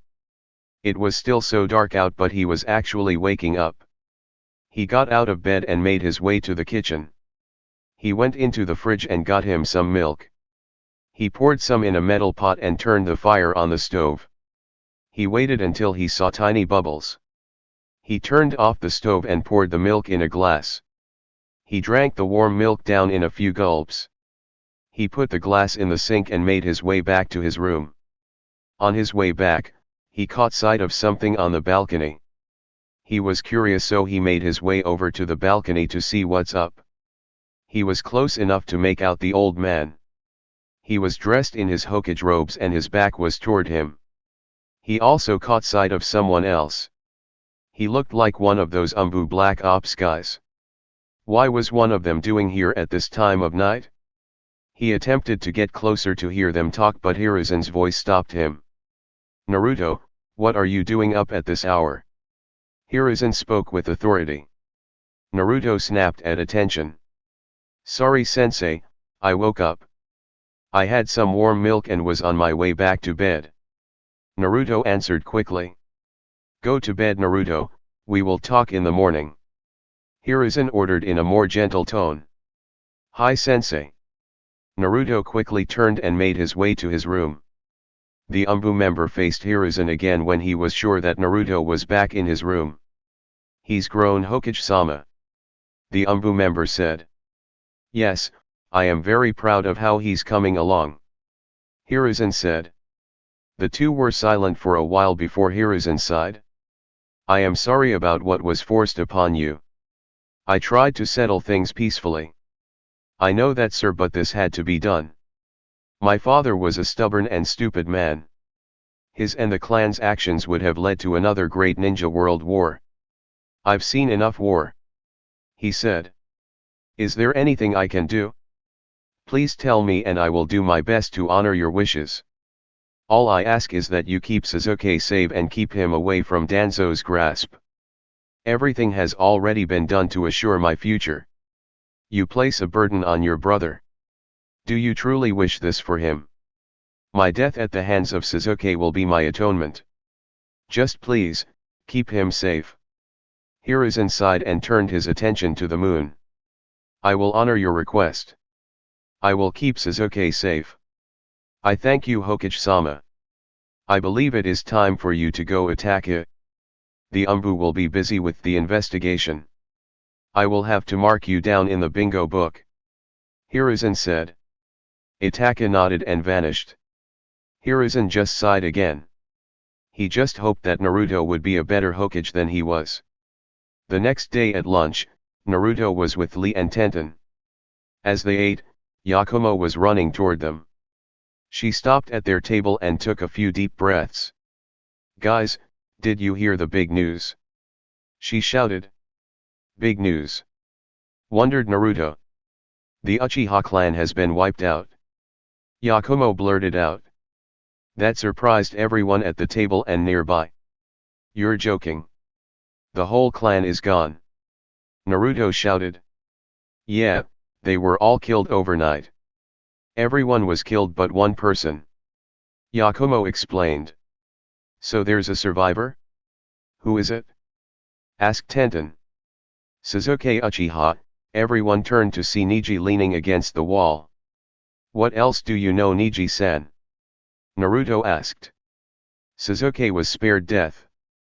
The one who eliminated the Uchiha clan was Itachi Uchiha. Neji said. Everyone was more shocked by this information. You can't be serious. The prodigy of the clan killed his own family. Lee exclaimed. Naruto looked at Neji and could tell that he wasn't lying. Why would Itachi wipe out his whole clan? Was there something happening within the Uchiha clan? It is unwise to dwell on this, Uzumaki. It was.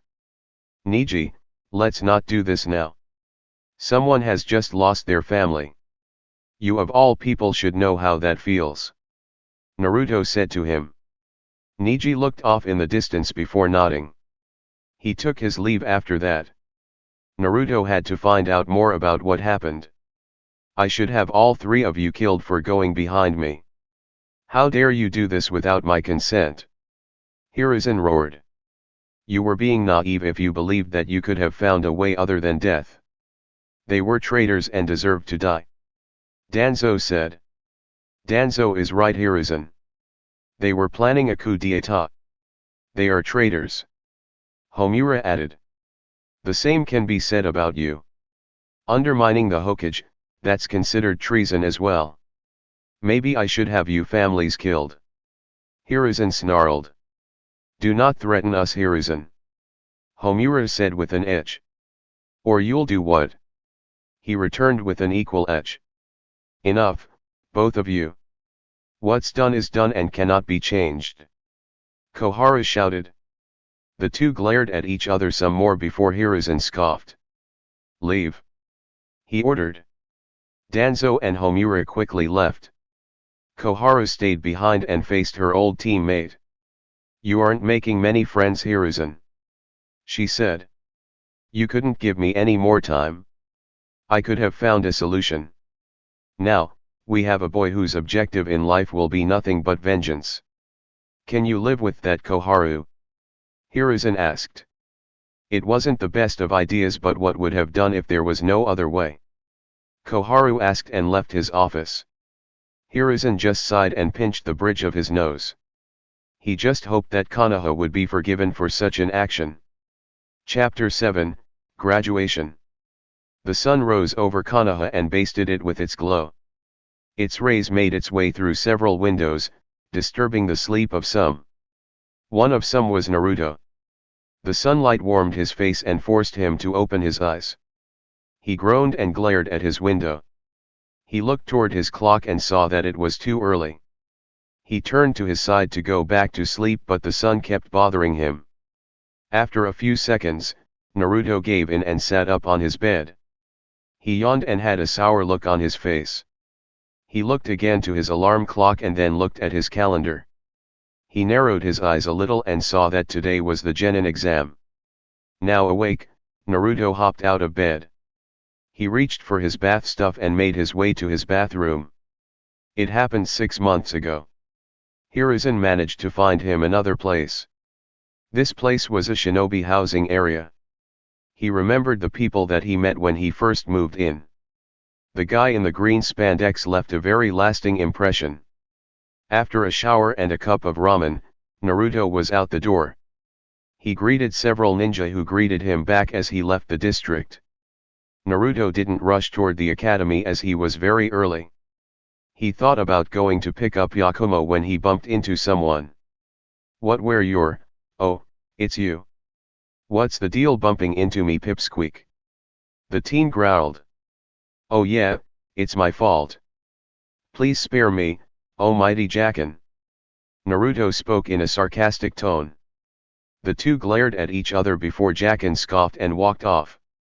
Naruto just sighed as he watched Jacken walk away. About a year ago, Jacken returned to the academy. His return brought a lot of rumors and worry to everyone. It was no secret about what Jacken attempted to do. The class could feel the tension between the two. A week later, Jacken approached Naruto.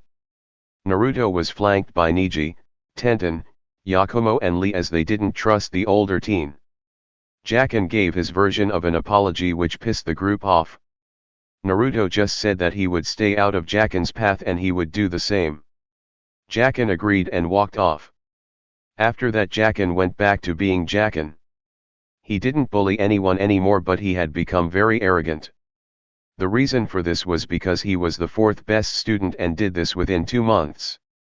He bragged about and the class didn't hear the end of it. He also took the on the ire of Tenten. Apparently, Jacken took exception of the fact that he was below her in accuracy and voiced it. It wasn't just the fact that he questioned her skills but he gave her a nickname Buns. Jacken almost lost his lower horn as she had to be restrained by Lee, Naruto, and Irika. Since then, the two were always on bad terms.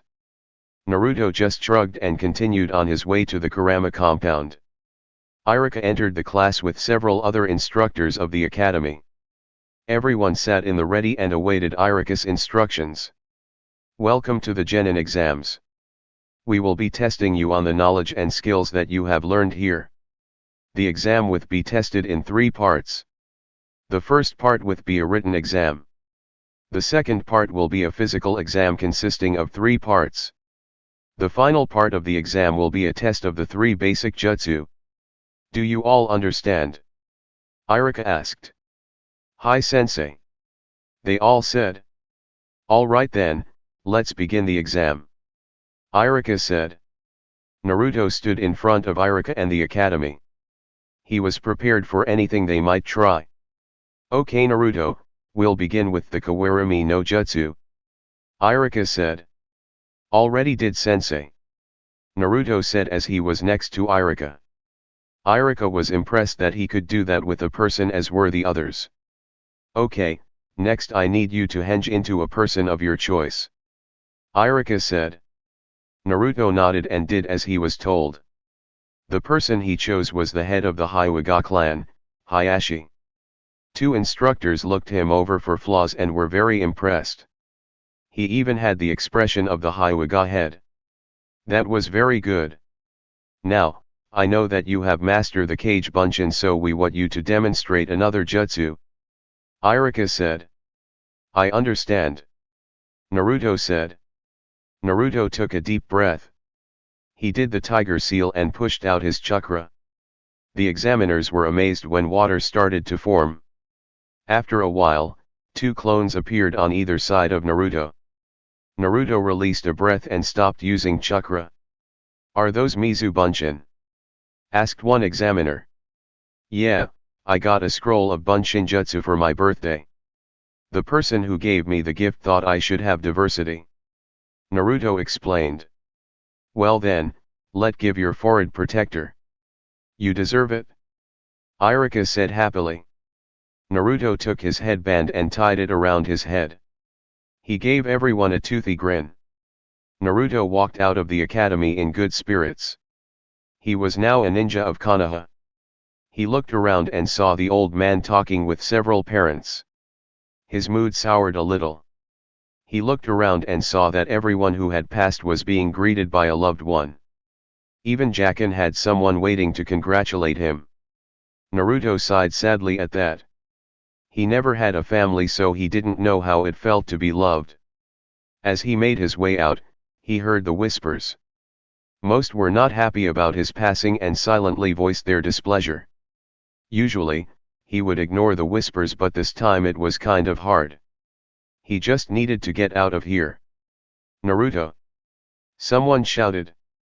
Naruto looked up and saw Toshiko, Konohamaru, and Asuma waving at him. He made his way toward them. Hey you guys, what going on? Naruto asked. That's strange. I thought you would be happy that you graduated.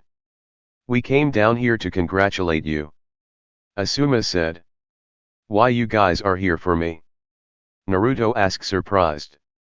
Of course we are. What do you think that we're here for? Toshiko asked. She knelt down and hugged him. I'm very proud of you, Naruto, she said. As she released him, Konohamaru gave him a bump. You're the man, boss, Konohamaru said. Naruto was very stunned, but he slowly broke into a smile.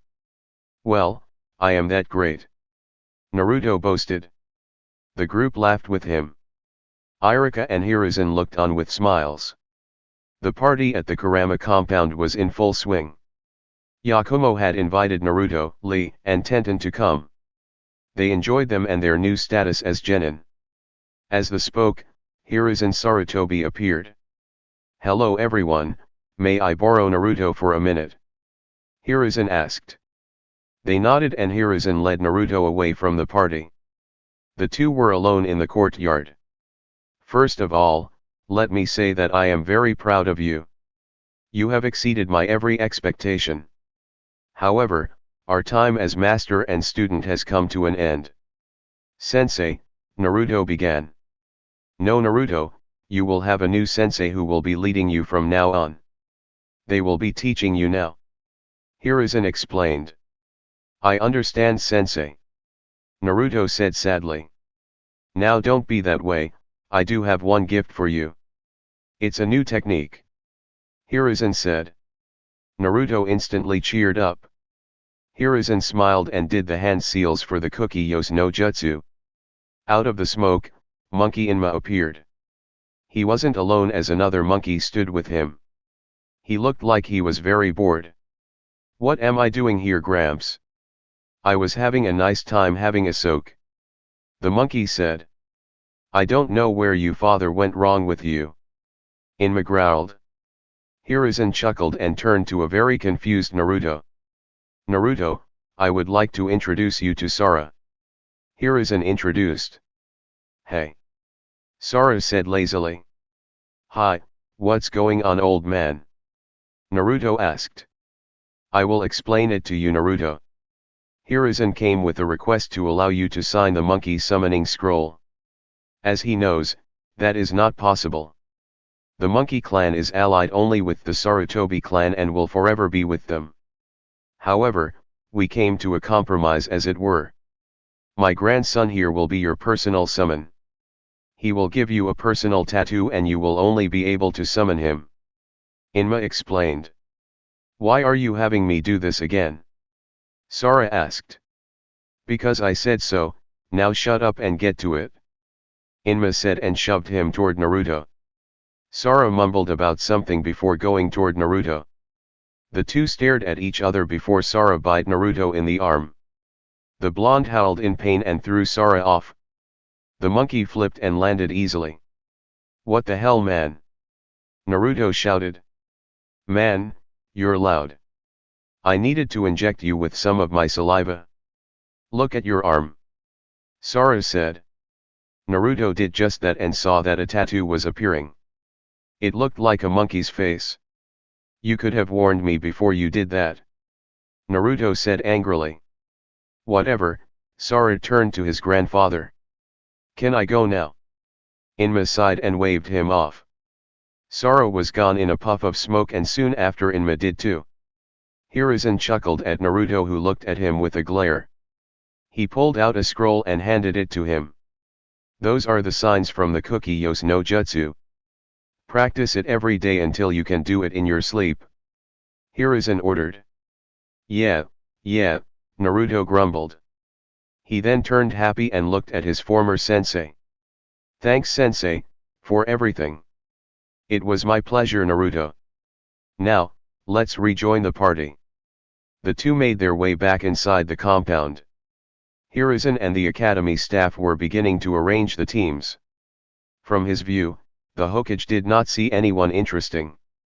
He did not expect a strong coming of this year's class. He perked up when he heard Naruto's name. So, who do we place Naruto Uzumaki with? Asked one instructor. I would have placed him with Kurama and Rock Lee, but seeing that Lee was this year's dead last, we placed him with Neji and Tenten, said another. We could still place him with Kurama-san, but who will be the third member? If I make a suggestion, Hiruzen said. Everyone turned toward the Hokage. I would like to place Jacken along with Yakumo and Naruto. But Hokage-sama, is that wise? Iruka exclaimed. It is a known fact that Naruto and Jacken do not really like each other. Add the fact that neither Naruto or Yakumo trust him, their chances of success are next to nil. I understand your reservations about the team, but I believe that they can do very well together. Their individual skills complement each other and I have faith that they can work well together. Hiruzen explained. Still, who could keep such a team in line and bring them together? Asked an instructor. Hiruzen smiled and passed a folder around to the academy instructors. Everyone was shocked by the Hokage's choice. Hokage-sama, you can't be serious. Not even Uzumaki deserves this. Another instructor exclaimed. I agree. There's no telling what she will do to them. I'm quite sure that they will do fine under her. I think that they will be one of our strongest teams in the near future. Hiruzen said with a smile. Everyone began to wonder if it was time for the man to retire. It would be a week before everyone returned back to the academy. It was time for everyone to be paired off into teams and to meet their jonin instructors. Iruka entered the class and called for order. Once everyone settled down, Iruka faced the class. I am proud of all of you. You have passed the academy and are ready to start your career as shinobi. I know that you will carry those symbols on your headbands with pride and honor. Now you will be assigned to teams, so listen for your name. Team 1, Iruka called out. Naruto didn't pay attention as Iruka called out teams. He hoped that he would be paired with Yakumo and Lee. He felt that they would be a very good team. Yakumo could cover them while he and Lee beat them senseless. Team 9, Rock Lee, Tenten Kagakai and Niji Hyuga. Iruka said. Naruto kind of frowned at that. He agreed that they were a great team, but he knew that Niji would belittle his friend. He just hoped that their sensei would improve Lee's taijutsu. After hearing the names of Team 12, Iruka called out the next team. Team 12, Iruka said with pause. He sighed and finally talked. Naruto Uzumaki, Yakumo Kurama, and Jacken. Everyone was silent and in shock. Even Niji was shocked. You could drop a pin in the room and everyone within the academy. I'm sorry, but could you run that by me again? Asked Jacken. I'm sorry, but that is the team that you have been assigned to. You will be teamed with Naruto and Yakumo. Iruka said. Yakumo jumped out of her seat. You can't be serious about this, sensei. You're teaming us with a criminal, a convicted murderer. Yakumo exclaimed. Hey, I didn't kill anyone. I went to jail for attempted murder, get it right. Jacken shouted. Iruka sighed and rubbed his forehead. Suddenly a black ball came flying through the window. It exploded in a shower of confetti and smoke. When it cleared, a woman with a tam trench coat and nothing much else, stood in front of a banner. The banner read the sexy and deadly sensei of Team 12, Anko Mitarashi. She had a dango stick in her mouth and a wicked smile on her face. All right maggots, your date with devil has arrived. Chapter 8, Team Anko. The class was still in shock as this woman stood proudly in front her banner. Some of the boys were gawking at her, mostly because of how she was dressed. After a few seconds, Iruka appeared from behind the banner. He didn't look very happy with the woman in front of him. Why do you do this every time? Iruka asked, annoyed. What flew up your butt and died? I'm just here to pick up my team. Anko said. The senseis of the teams are supposed to pick them up after lunch. Iruka explained. Oh, sorry about that. Anko said sheepishly. She turned to the class. Which one of you is Team 12? The class pointed to Naruto, Yakumo, and Jacken very quickly. Anko took 3 kunao and threw them at each of them. They flinched a little, but the kunaos were never meant to hit them. They looked to see a small note attached to it. What's this? Asked Jacken. That's the location of where I'll be. I'm certainly not returning to come and get you, so you'll meet me there. Just make sure that you're prepared and bring your weapons. Anko instructed. Why would we need to do that? Asked Yakumo. Anko smiled, but it was a happy smile. You'll see, ha, ha, ha. Anko said with a dark chuckle. Anko left through the window. Naruto, Yakumo, and Jacken looked at Irika, who just sighed. It was now noon and Team 12 was making their way to the location on the paper. Yakumo walked with Naruto while Jacken was ahead of them. It was mostly because Yakumo kept herself and Naruto away from him. Jacken didn't bother to look back at them. Naruto looked at the team he was put on and sighed. He was also curious about his old sensei's reason for placing Jacken together with him. While he may have forgiven Jacken on the attempt of his life, he had not forgotten about it. Still, the old man must have had a reason. He would trust his judgment on this. After a while, they finally reached the location. It looked like a training ground, but it was covered by a gate. It had danger signs all over the place. The forest was massive and dark. They all looked around for Anko when they heard the sound of something flying through the air. They each deflected something with kunao and waited. I'll give you little snots an A for your reflexes but an F for your defensive positions. Anko's voice rang out. The team found her sitting out a branch with a dango stick in her mouth. She dropped off the branch and landed in front of them. Each of them was still cautious of her intentions, which pleased her. Don't worry, I'm no longer going to attack. Let's get our introductions over with before we continue. What are you talking about? Yakumo asked. What are you, stupid? Introduce yourselves. What are your likes, dislikes, hobbies, interest, stuff like that? Anko said. Why do you go first? You are the unknown among the group. Naruto said. That is true. The name is Anko Mitarashi, interrogator and assassin. My likes are snakes, blood, dango, and a little fun. Anko said suggestively. I dislike a lot of things, too much to say. Interest, I would say scaring the crap out of people and pissing people off. She said. The team looked at her in confusion and shock. This chick is crazy. Jacken thought. She likes blood. What kind of sick people does the ninja force have? Yakumo thought. She's hiding something. Whatever it is, it has caused her a lot of pain. Naruto thought as he observed her. Anko looked at the team and smirked. Are you thinking bad thoughts about me? They all went rigged. Naughty children, I should punish you. But since we are on the clock, I'll let it slide. Anko said with amusement. She then pointed to Naruto. My name is Naruto Uzumaki. I like my friends, ramen, jutsu, the old man and his family.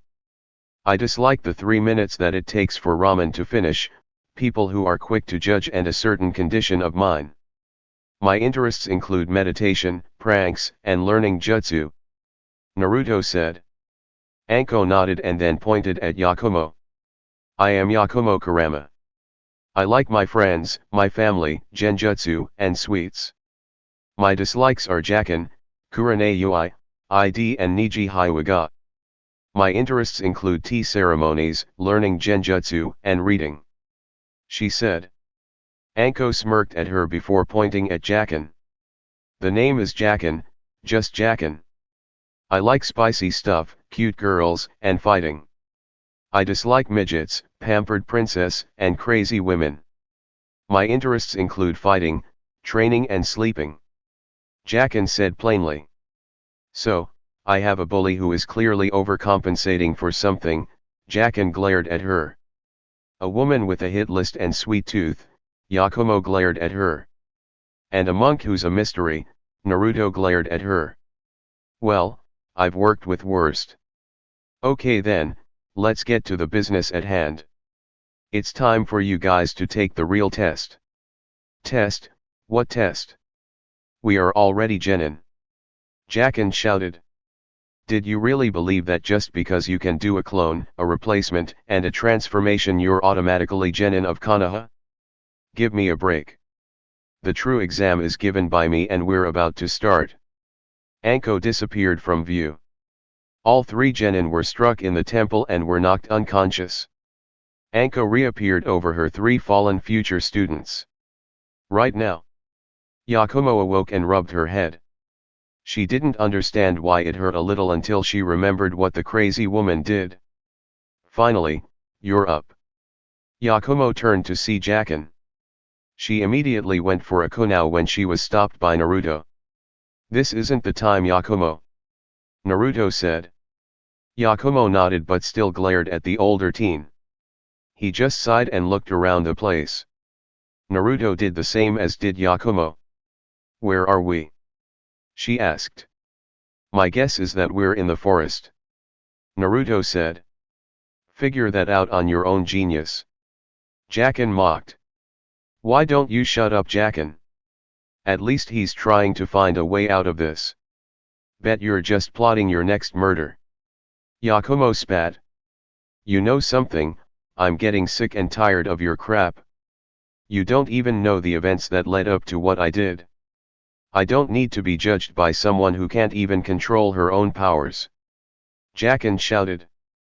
Don't speak as if you know me. Yakumo roared. Why don't you follow your own advice? Jacken roared back. Shut up, the both of you. There's something coming. Naruto shouted. That something turned out to be a huge blue-colored snake. It bares its fangs at them and launches itself at them. They all jumped out of the way as the snake crashed into where they were standing. They each landed and faced the reptile that looked at each of them. The snake looked at Naruto and moved fast to ensnare him. Naruto saw it coming and disappeared before the snake could wrap him up. He popped out of the ground next to Yakumo. The girl looked at him. Let's get the hell out of here. She shouted. We can't leave, Jacken. I need you to use an area-wide genjutsu. Naruto said. Yakumo looked ready to complain but nodded. She did some hand seals. Magan, Jubakusatsu. Yakumo shouted. Thousands of vines shot out of the ground and wrapped around the snake. The snake bucked against the vines but couldn't free itself. Naruto called Jacken, who did not argue. Together they all ran into the forest. As they ran, Jacken turned to his teammates. I figured that you two would have left me to the snake. He said. I wanted to but Naruto stopped me. Yakumo said. Whatever, I'll pay you back later. Not like I want to own you anything. Jacken spoke. Kami, what the hell was the Hokage thinking? I would have gladly been with Lee rather than you. Yakumo spat. Oh, here we go again. Jacken said. Okay, I'm sick of this. Naruto growled. He stopped and stood his ground. The other two stopped as well. Naruto, what are you doing? That snake will be after us soon. Yakumo said. I'm sick and tired of this argument stuff. I refuse to run along with either of you with all this bickering. We're a team and a team sticks together despite their dislike for each other. Naruto shouted. He turned to Jacken. Our history is not the best in the world. You don't respect me and I don't respect you. I may have forgiven the attack but I have not forgotten. Still, I will trust you with my life because I trust your skills. Naruto then turned to Yakumo. Yakumo, you are one of my best friends but you must let this go. You really don't know the story behind the attack. You can't just keep alienating him just before of something that was out of his control. Both Jacken and Yakumo looked a bit shameful as Naruto dressed them down. Naruto took a deep breath and looked at them. Look, I'm not saying we have to be friends but we are comrades. Let's just put our differences aside so we can get out of the psycho's death trap. He said. Yakumo and Jacken looked at each other before turning back to Naruto. Fine, I'll work with you, Uzumaki. Just as long as you know that we ain't friends. Jacken said. I guess I can put my difference aside. Yakumo said a little snotty. Good, because I'm really going to need your help. Something tells me that crazy woman sent that snake after us. Naruto said. So what your plan, Uzumaki? Jacken asked. The snake slithered across the ground looking for its prey. Her mistress said that they had headed in this direction. It wondered why she was playing these games. That damn woman told her that there was food for her in the form of 3 humans. She said nothing about them being ninja. Suddenly she was on edge. There was something in the area that told her to be cautious. She moved silently across the ground and looked out for any attack. That's when it suddenly got dark. The snake lifted her head to see a huge fireball coming at her. She slithered fast as the fireball hit the ground with a boom. Suddenly, she began to descend into darkness and there was a bright flash of light. Then there was darkness again. Team 12 appeared out of trees and looked as their trap was successful. Their attacker was under rubble and now dead. Well, that worked out well. Jacken said. Pretty anticlimactic if you ask me. Yakumo said. Suddenly there was a rumble from inside the pit. The snake shot out of the ground and hissed angrily at the team. She caught sight of Naruto and swung her tail. Naruto dodged the first strike but did see the second attack. He was sent flying into a large tree. Naruto fell to the ground in a heap and groaned in pain. The snake charged at the fallen Naruto when a sickle slashed her across the nose. She roared in pain as Yakumo and Jacken checked on Naruto. The snake hissed at them and readied itself for an attack. Jacken stood in front of the two, surprising Yakumo. Jacken held a custom Kusarigama and stood in a defensive stance. How is he? He asked, not taking his eyes off the snake. I'll be fine. Naruto grunted out. Yakumo helped him to his feet. He stood next to Jacken. Okay, anybody come up with a plan B? I say we turn this lizard into a wallet and be done with it? Did the Sandaime teach you any fire jutsus? Jacken asked. Nope, I know the Kage Bunshin, Mizu Bunshin, Shinju Zanshu no Jutsu and the academy stuff. Naruto answered. What about you? Jacken asked Yakumo. I only know Genjutsu that my uncle taught me. Yakumo explained. Alright then, you cover us. Pipsqueak, give me a diversion and I'll rip this lizard's eye out. Jacken ordered. The two nodded and prepared themselves. The large snake hissed and lunged at them. That's enough. A voice rang out. The snake stopped its lunge and turned to the sound of the voice. Team 12 did so as well and they saw their sensei. The snake moved toward her, hissing angrily at her. Oh, stop your whining. So they nicked your nose. At least they impressed me. Now go home and rest. The snake hissed once more before leaving in a puff of smoke. With the snake gone, Naruto gave out and grabbed his chest. Yakumo and Jacken caught him before he hit the ground. Anko walked up to them. He looks hurt. Why don't we get out of the forest? Anko asked cheerfully. The walk through the forest was a quiet but tense journey. Anko ignored the glares of Yakumo, Naruto, and Jacken. Naruto was able to walk under his own power after a few minutes, which brought questions to his teammates' head. Anko could feel the intent of the three and it just made her smile more. Well, I got to say that you three surprised me. Considering your history, I thought that you would fail. You almost did, and if it wasn't for the blonde, I would have just allowed my pet to eat you. Anko said without facing them. So, it was you. Naruto growled. Don't be like that. I did say that you three surprised me. Now, we can get to the true life of a ninja. Anko said. What the hell are you talking about? Jacken spat. You passed my test but just barely. Anko mocked. You psycho. You call what you did to us a test? You could have killed us. Yakumo shouted. If I wanted you dead, you'd be dead. Besides, I wanted to know if it was possible to put your history behind you and work as a team. This was a test of teamwork. Naruto asked. Anko stopped and faced her team. According to the Hokage, you three have the potential to be an espionage/assassination team. Each of you has the skills for it. Usually, spies work alone, but you guys make a solid team. This test was just to see if you can each put your petty dislike for each other behind you to work together. Anko explained.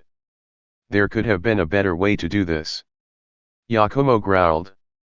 Where's the fun in that? Anko asked and resumed walking. The team sighed and followed her. It would be another hour before they reached the exit. Anko locked the place up before turning her attention back to her team. Well, I've got to go and let the Hokage know of my team's success. Meet me here at 8. She said and was gone. The team just looked at each other for a little while. Naruto finally broke the silence. I'm heading the Ichirakus. Are you guys coming? Naruto asked. Are you buying? Jacken asked. Naruto just shrugged and walked away. Jacken followed him with his hands in his pockets. Yakumo soon followed and the three of them made their way to the ramen stand. Chapter 9, D-Rank, The Devil's Cruel Joke. Anko walked toward the Hokage's office with a bit of a step. She had finally beaten those stuffy old crones and had gotten herself a team. She began to think about the torture that she would put them through. She giggled like a schoolgirl before she reached the office of the Sandaime. The secretary looked at her and allowed her to pass. She entered the room with a big smile. Lord Hokage, I have some great news. Anko said, her mood deflating. Inside with the Sandaime were three of her most hated people. They were the elders of Konoha. Hiruzen gave her an apologetic look before her spoke. Anko Mitarashi, how went your test? At Ichiraku Ramen, Team 12 was eating their ramen in silence. The stand's owners, Tuka and Ayam, felt the tension in the air between the group. Naruto was now on his third bowl while Jacken was eating a very large beef ramen. Yakumo was picking at her food as she thought back to what Naruto had shouted at her back in the forest. She took a deep breath and turned to her new teammates. Naruto, Jacken, Yakumo called out. The two stopped eating to look at her.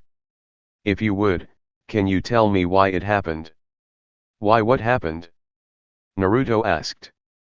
Why, he tried to kill you. Yakumo answered.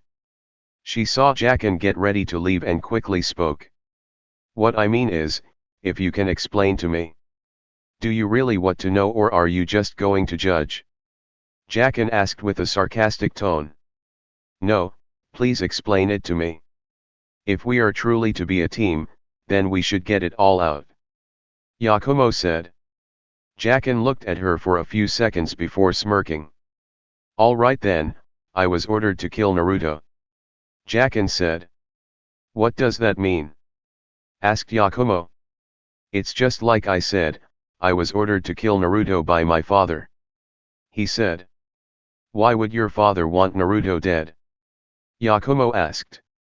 You got me, it seems like most of the village hates the pipsqueak. My father beat me up and told me not to come back until I killed him. Jacken said. Yakumo still didn't understand, but she was very aware about how the village treated Naruto. With the exception of the Sandaime's family, the ramen stand owners and her clan, everyone else hated Naruto. She had asked him about that once and Naruto didn't tell her. She didn't push him as he told her that one day he would explain it. You know, I don't understand why the village doesn't like you. Is it because of those pranks you did back in the day? Jacken asked. Not really, it's much bigger than that, which I'm not going to explain.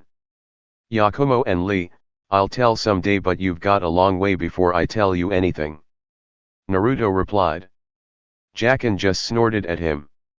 You can keep your secrets, pipsqueak. I don't care one way or the other. Just as long as you watch my back, I'll watch yours. Jacken said.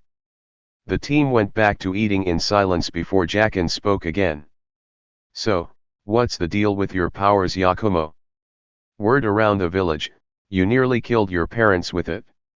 Once in a generation, there is a member of my clan whose ability in genjutsu is so strong that it makes the damage real. I am one of those people.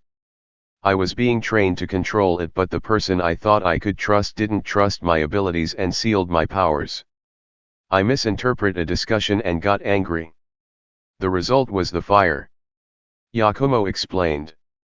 This caused Jacken to chuckle. So you had a temper tantrum?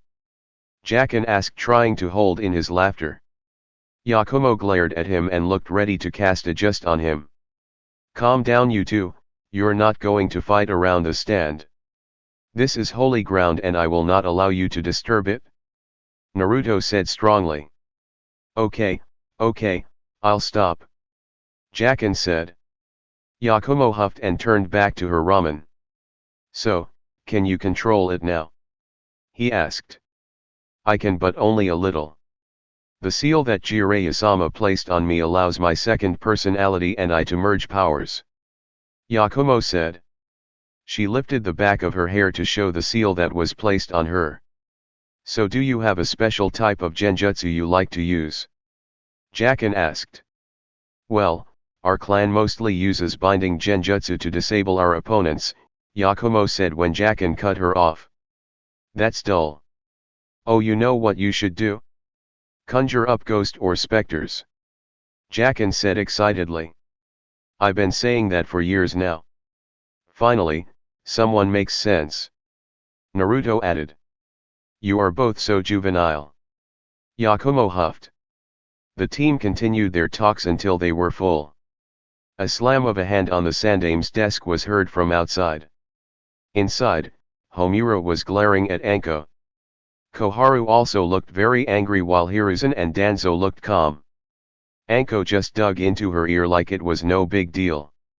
What the hell were you thinking, Mitarashi? Not only did you take 3 fresh genin into the forest of death, but one of them was a clan heiress. Homura shouted. I didn't know that I had to coddle an heiress. I thought I was training ninja. Anko said without a care. That will be enough of your attitude. What you did was reckless and stupid. Koharu added. They survived, didn't they? I thought you would be happy to know that they passed. Anko countered. By your report, they barely passed your exam. Danzo spoke. Yeah, but they have so much potential. I can work with them easily and it would be fun. Anko said with a smile. Do you see how stupid it was to make her a Jonin sensei? Who knows what she has planned for them? Homura said. Despite her lack of judgment, she now has a team. I trust Anko will do right by her new team. Hiruzen said. Homura scoffed and walked out of the room. Danzo and Koharu soon followed, giving Anko dirty looks. Anko sneered at them.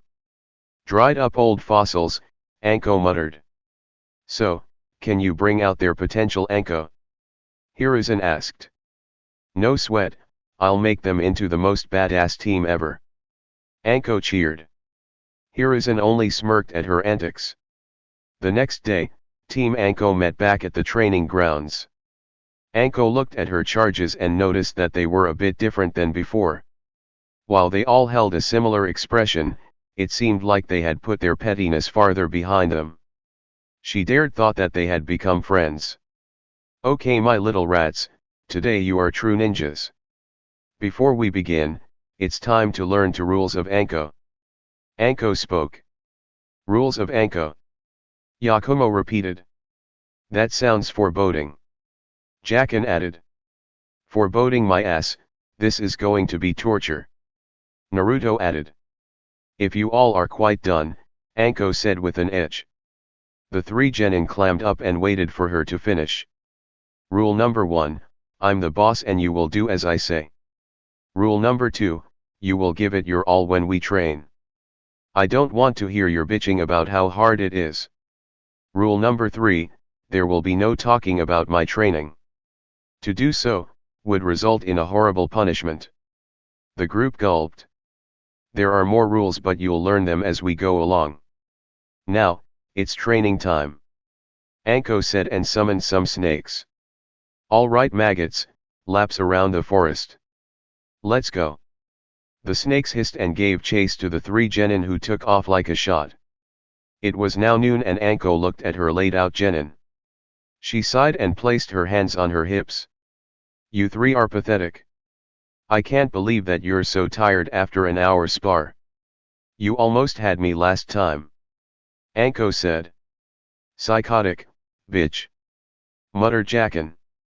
I'll make you pay. Muttered Yakumo.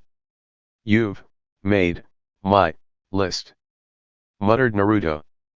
Anko sighed at them. If you have the energy to threaten me, then I guess you don't need lunch. Anko said with a smile. They groaned and picked themselves off the ground. They glared at their teacher and readied themselves for another assault. As they made their move, an alarm clock rang. Anko clapped her hands together. That ends today's training. Go and get some lunch and meet me at the tower. She ordered before disappearing via Shunshin. Why do I feel that we will not live through this? Yakumo asked. Could be worst. Naruto said. We are under the control of a crazy and mentally unstable kunoichi with a fetish for pain. How could it be worse than this? Jacken asked. We could be under someone just as worst. Naruto said lamely. Jacken and Yakumo gave him a look.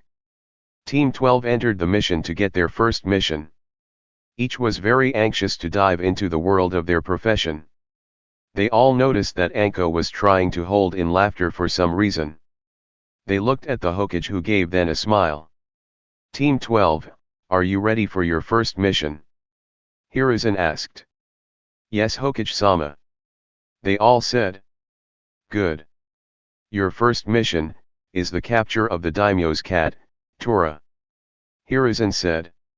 All 3 genin looked at the Hokage with a look of pure shock. Anko took this moment to get a picture of their expressions. It would be one of her most favorite picture for years to come.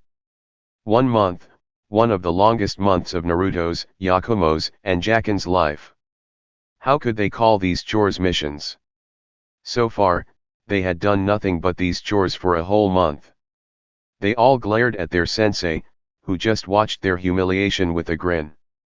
How were the skills they learned in the academy supposed to work do such things?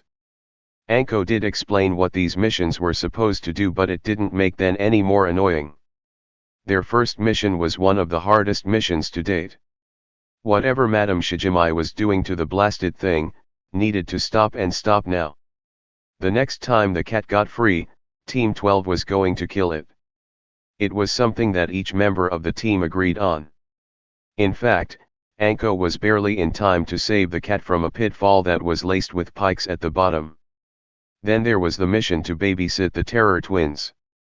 The twins of a councilman were nothing but trouble and were very defiant in taking orders from any of them.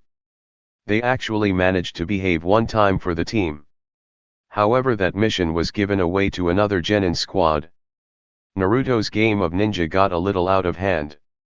The hero twins were pissing their pants as Jacken's version of a guillotine was used with real weapons. Now, there was this mission. They currently were at the Inyazuka kennels. The mission was to wash the dogs, a very simple mission. Jacken was having a much easier time cleaning the dogs. When he was asked, all he said, it's an animal thing. Naruto wasn't having too much problems. There were some dogs that he kept away from since they growled at him, but he was getting the job done. The one who had the most problems was Yakumo. She was still attempting to get the same dog washed. It was a small white puppy that didn't wish to get washed. It belonged to a rude and rowdy boy named Kiba. Kiba just laughed at Yakumo, who was getting angrier with every passing minute. Then Kiba did the something incredibly stupid. I can't believe they let a weak girl like you graduate. The academy is going to be a breeze. Kiba commented. Yakumo stopped chasing the puppy and took a deep breath. Kiba looked at her in confusion when he saw her begin to change. The sky began to get dark and Yakumo's hair began to whip around wildly. When she turned to face him, Kiba looked very afraid. Yakumo's face turned old and scary. Her hands turned into claws. Her teeth sharpened and looked like needles. Yakumo unleashed an inhuman screech which scared Kiba stiff. "Do you have something to say, you little bitch?" Yakumo asked a scary, high-pitched voice. When Kiba said nothing, her head grew and her fangs got wider. "I said, do you have something to say?" No ma'am." Kiba squeaked. "Leave." Yakumo shouted. Kiba took off like a shot, a trail of water coming from his pants. Yakumo suddenly returned to normal before looking at the puppy, who was also scary stiff. She glared at the puppy before pointing to the tub of soap and water. The puppy complied and hopped into the tub. Yakumo sighed before doing her job. Her teammates looked at her in shock and awe. "That was badass," Jacken said, stunned. "Wow, she's scarier than Anko-sensei," Naruto whispered.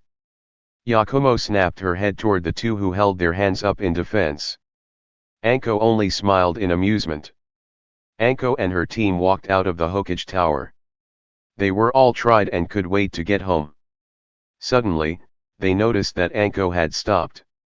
All three looked at her with cautious. Anko saw this and looked a bit hurt. "Oh come on, I'm not that bad," Anko said with a pout. The team wasn't buying it and stood in alert. She smiled and raised her hands in surrender. Okay, I'll behave. I just have to say that I am." Anko looked around for a second and saw that there were too many people here. She quickly led her team into an alley where they can be alone. Once she was sure that no one could hear them, she continued. "As I was saying, I want to say that you've been doing a great job as of late." The team looked at her in shock. "Oh my god, it's an imposter!" Jacken shouted. He got kicked in the face by Anko and was sent flying out the alley. "That's what I get for being nice. Be at the training grounds at 8 a.m. Anko said and walked away. Yakumo and Naruto looked at each other before going over to their teammate. Thanks for watching. Be sure to like the video, comment for next part and subscribe to the channel.